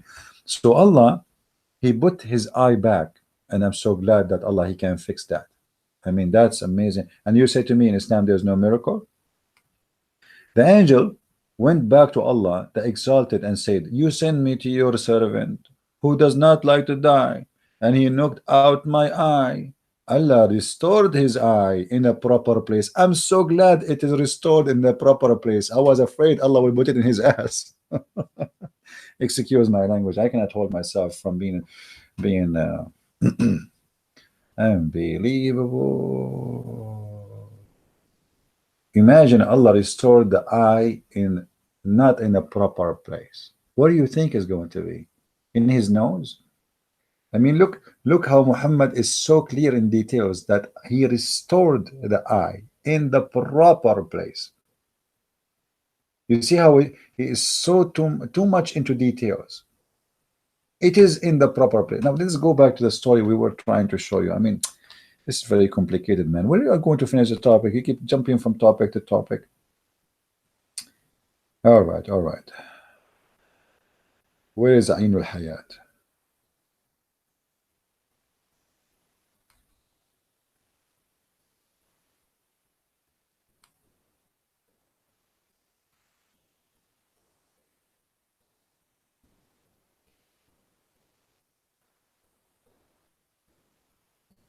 I'm trying to find.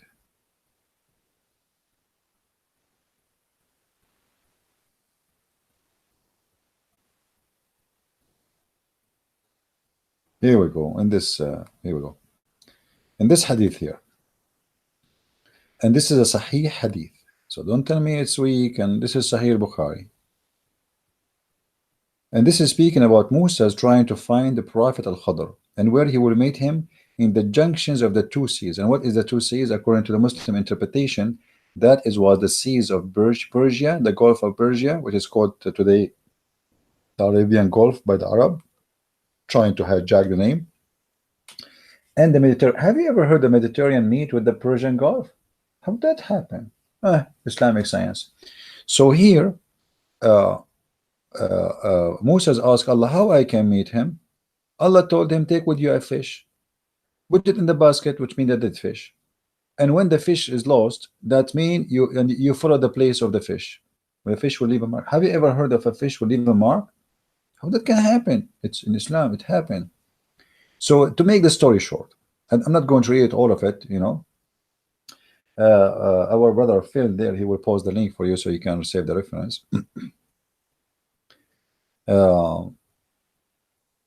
When Moses arrived to a spring called Ainul Hayat. Ainul Hayat means the spring of life. The one you call it in the movies, the youth. You stay always alive, you stay always youth. So the fish touched the water, as you see here, and none come in it and touch its water but became alive. Do you see it? This is a true story. This is not from the Caribbean movie. No, this is the one. And who is the one telling the story, guys? Show respect, please. Please show respect. The one who is telling this story, and this is the proof that this story must be true, is the Prophet Muhammad, peace upon him.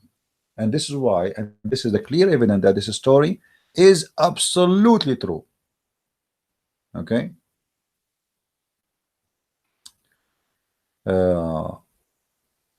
You see here it says, so whoever touch Ainul Hayat, the water, you know, will make that thing alive. So some of the water of that spring fell over the fish, so it moved and slipped out of the basket and entered the sea. When Moses woke up, he asked his attendant, bring our early meal, which means the fish. But why you want to eat the fish, man? Allah, he told you to save it. The narrator said, Moses did not suffer a fatigue because after he had passed the place that he had ordered to observe, his attendant Yeshua ibn Nun said, and here even the funnies in the stories are funny, because for those who do not know, the word Nun is a word meaning fish or a whale, you know. So Yeshua ibn Nun, his name Yeshua, the son of a fish. Do you remember what happened when etc. Anyway, so the story here, the purpose for me to mention this story, that everything we see written by Muslims is nothing but a fiction, the same as the religion. There's two sides of fiction in Islam. Fiction written in their articles speaking about things is not even exist in the religion. Pretending that Islam is bringing salvation, Islam give you freedom. What a freedom if the Islam teach the man he can beat the wife? What a freedom if the man can have 4 wives? What a freedom if the man he can divorce his wife by a text message? What if a freedom if you are a person who been ordered even what to eat, what not to eat? Somebody might say to me, well, the Jews, they've been ordered not to eat what to eat. My friend, the Jews, you know, to make it simple, like somebody will say to you, isn't it the Old Testament telling you that not to eat pork? The pigs that, you know, the pigs, they grow in the field and they eat whatever in their way, including the people. So people, they have sword fight, people die in the street, pigs, they eat them, and you eat the pig, you eat, you know, you can carry a disease, and you can even carry something, or someone who did animal who even ate a human being.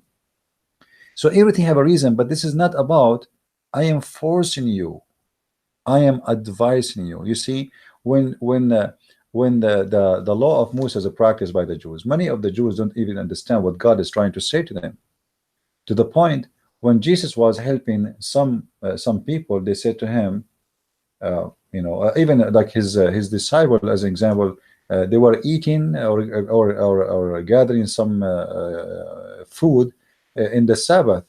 The Jews, they said to them, your men, look at your men, they are working in Sabbath, they are gathering food in Sabbath. What Jesus said, Sabbath was made for the man, not the man made for the Sabbath. So all the teaching of the Old Testament is about for your benefit, not to force you. It's for your benefit. The Jews, they love money. They like to work Saturday. They like to work 24 hours, 7 days a week to make money. So the law came for a reason. Those people, they do that and they will never stop working. So let us enforce a law on them that in Saturday, you and your servant, you do nothing.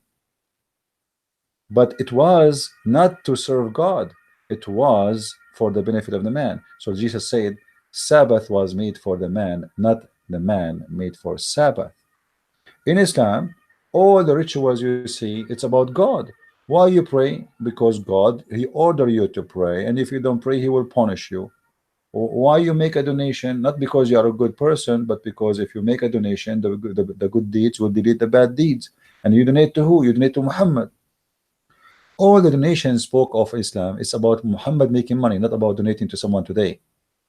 You see, Muhammad did not make donation for others. He was alive at that time and he want people to donate to him. And by the way, we have a donation link if you like to donate, and we accept earring and rings as Muhammad used to do to women. He scared the hell of them, and he scared them to the point he forced them to give their rings and their earring. If you remember, and we mentioned this hadith not just last week, I think, you know, like we do not need to repeat it again and again. So in this cult, I never saw people who make false articles promoting false ideas is not even exist, not even close in the religion. Look here with me. God makes his desire perfectly clear. However, human being have a free will to please or displease God. What a big fat lie. What a big fat lie. Isn't it Muhammad being ordered to kill all mankind until they convert to Islam? To kill, not only to fight, because fight here is about fighting by the sword, and sword kill, not fighting by words or debates. Look how they lie to you. Read with me.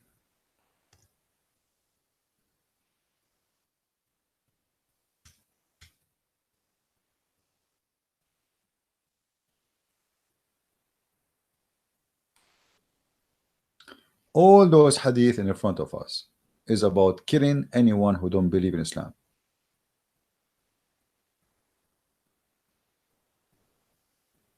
Oh, and the condition is not only to convert to Islam. Read carefully with me, please. It's not enough even to convert to Islam not to be killed, because you might convert to Islam and still be killed. Because, read with me carefully, free will? Are you kidding me? What a big fat liars you are, the one who made this article, trying to deceive those naive Western, African, Asian people. Allah Messenger said, and the one is talking here is Allah Messenger, not a Christian prince. And this is Sahih al-Bukhari. This is a true, authentic hadith said by Muhammad, and the reference in the front of your eyes. Read it please with me. Allah Messenger said, I have been ordered to fight the people, all people, all, not the limit. Till what? Till they stop fighting me? No. Stop attacking me? No. Until they have peace? No. Till they say. Till they say. So what is the condition to stop fighting the people? Is the following. Number one, you say what? You say the Shahada. And then you say, after they say so, they have to pray like we pray. It's not enough. You're not done yet. Now you say Shahada. This is the first step. The second step is you have to pray as we pray. Otherwise, I will kill you still. And not only that, even if you pray, you have to pray facing our Qibla, which means direction of the Qibla. And not only that, facing the Qibla is not enough still not to slaughter you. You have to slaughter as we slaughter, which means slaughter meat and food as we eat. And then, and only then, their blood and the property will be secured. From who? From us. So how you say to me, a free will, and you are free, and whoa, what is that, man? Do Muslims have a shame when they make those articles? You see, when Muslims write those articles, I don't know who you are, the one is listening. Many of you, they listen to me always, and many of you are in you. Muslims don't respect you. And the proof is in front of your eyes. Article is full of lies. They think you are a fool. They think by an article they can fool you and make you believe in such a garbage. Which one we will believe? What Muhammad said or what an article said?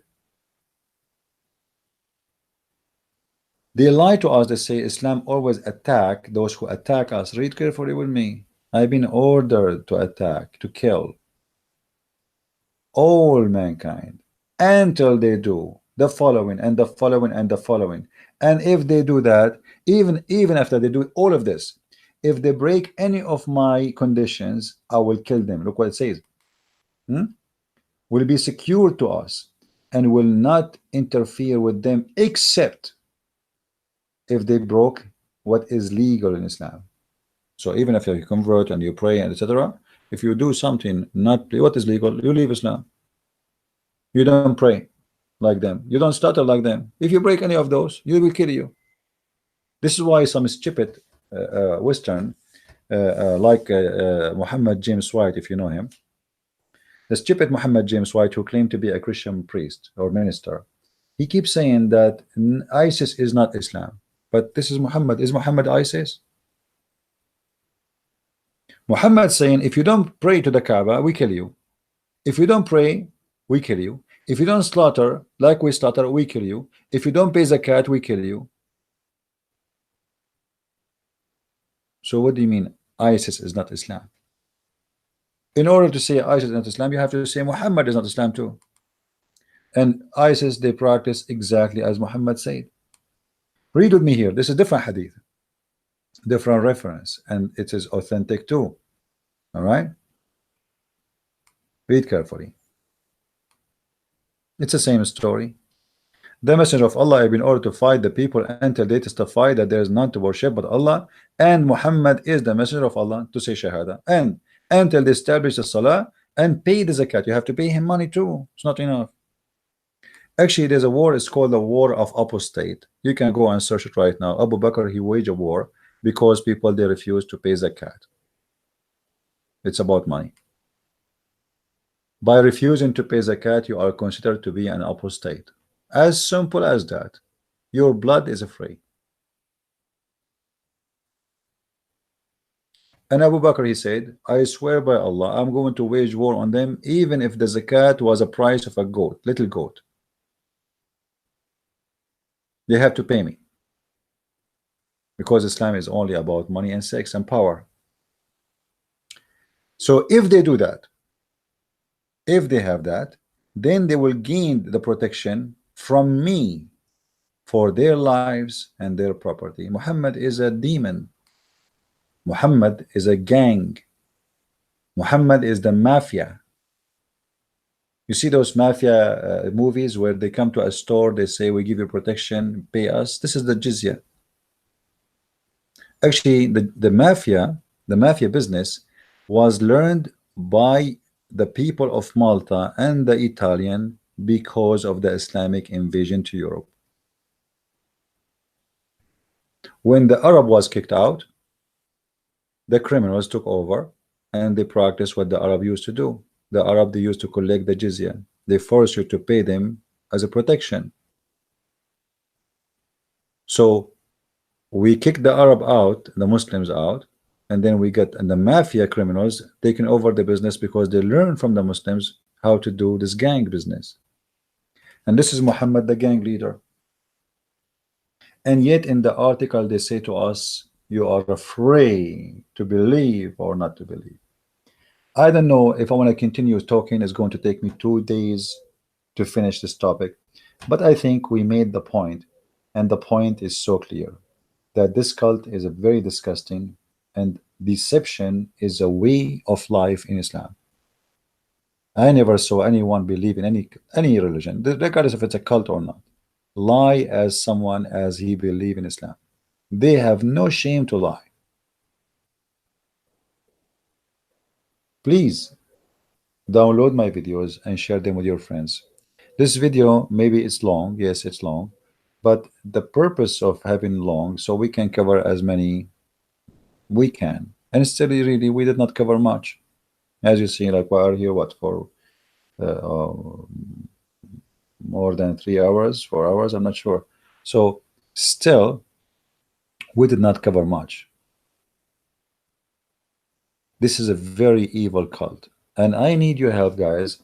Please help me, help yourself, help your children's by spreading the truth. I don't want, I know, like, I appreciate people who help.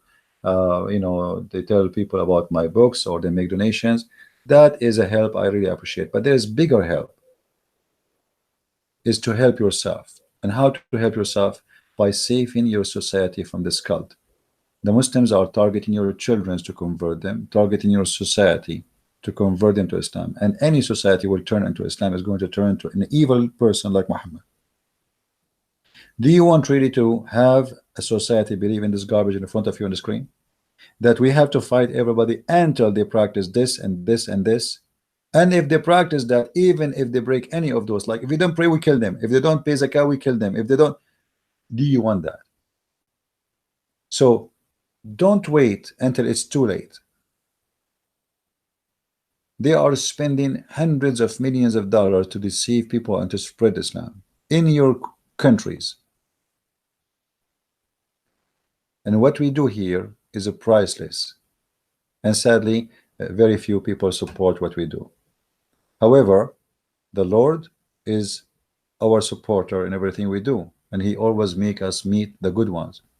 During my trip here, I met really an amazing people, and there's many more they want to see me, but sadly I cannot see everybody because some people, they are scattered all over and far away. But it's really amazing how much you receive. Like the place I am in right now, I'm a guest in a house. They were so happy to have me. Very, very, I'm not going to describe how beautiful the people I met. They are really beautiful. Yesterday we went out. I mean, those people, they are great. They are, I cannot explain. I can't explain really how happy they are even to sit with me. So I'm blessed by having you, all of you. And really, I have a family, and my family is bigger than you can imagine. And that is the family of the Messiah, the Christ, the family of love. Wherever you go, those people, they provide you with love, for all the love is coming from one. His name is the Messiah, the Lord, the Savior. He is the one we need, not someone like Muhammad, want to force people to believe and to eat and to drink the way he want, to slaughter as he slaughter, to pray as he want you to pray. This is not from God. This is absolutely from the devil. Shedding blood, war, fight, killing, hate cannot be from God. Peace and love is from God. And that is what the Messiah said, bless those who spread peace. Muhammad obviously is against peace. Islam itself, it does not mean peace, it means to surrender, which means Islam mean war. And then yet they lie to us, they say Islam mean peace. This is how much deception we have in our society. And again, nobody dare to say the king is naked, but I am Christian Prince. I say Muhammad today is naked, and we expose him, and he is very evil, and we will not stop exposing him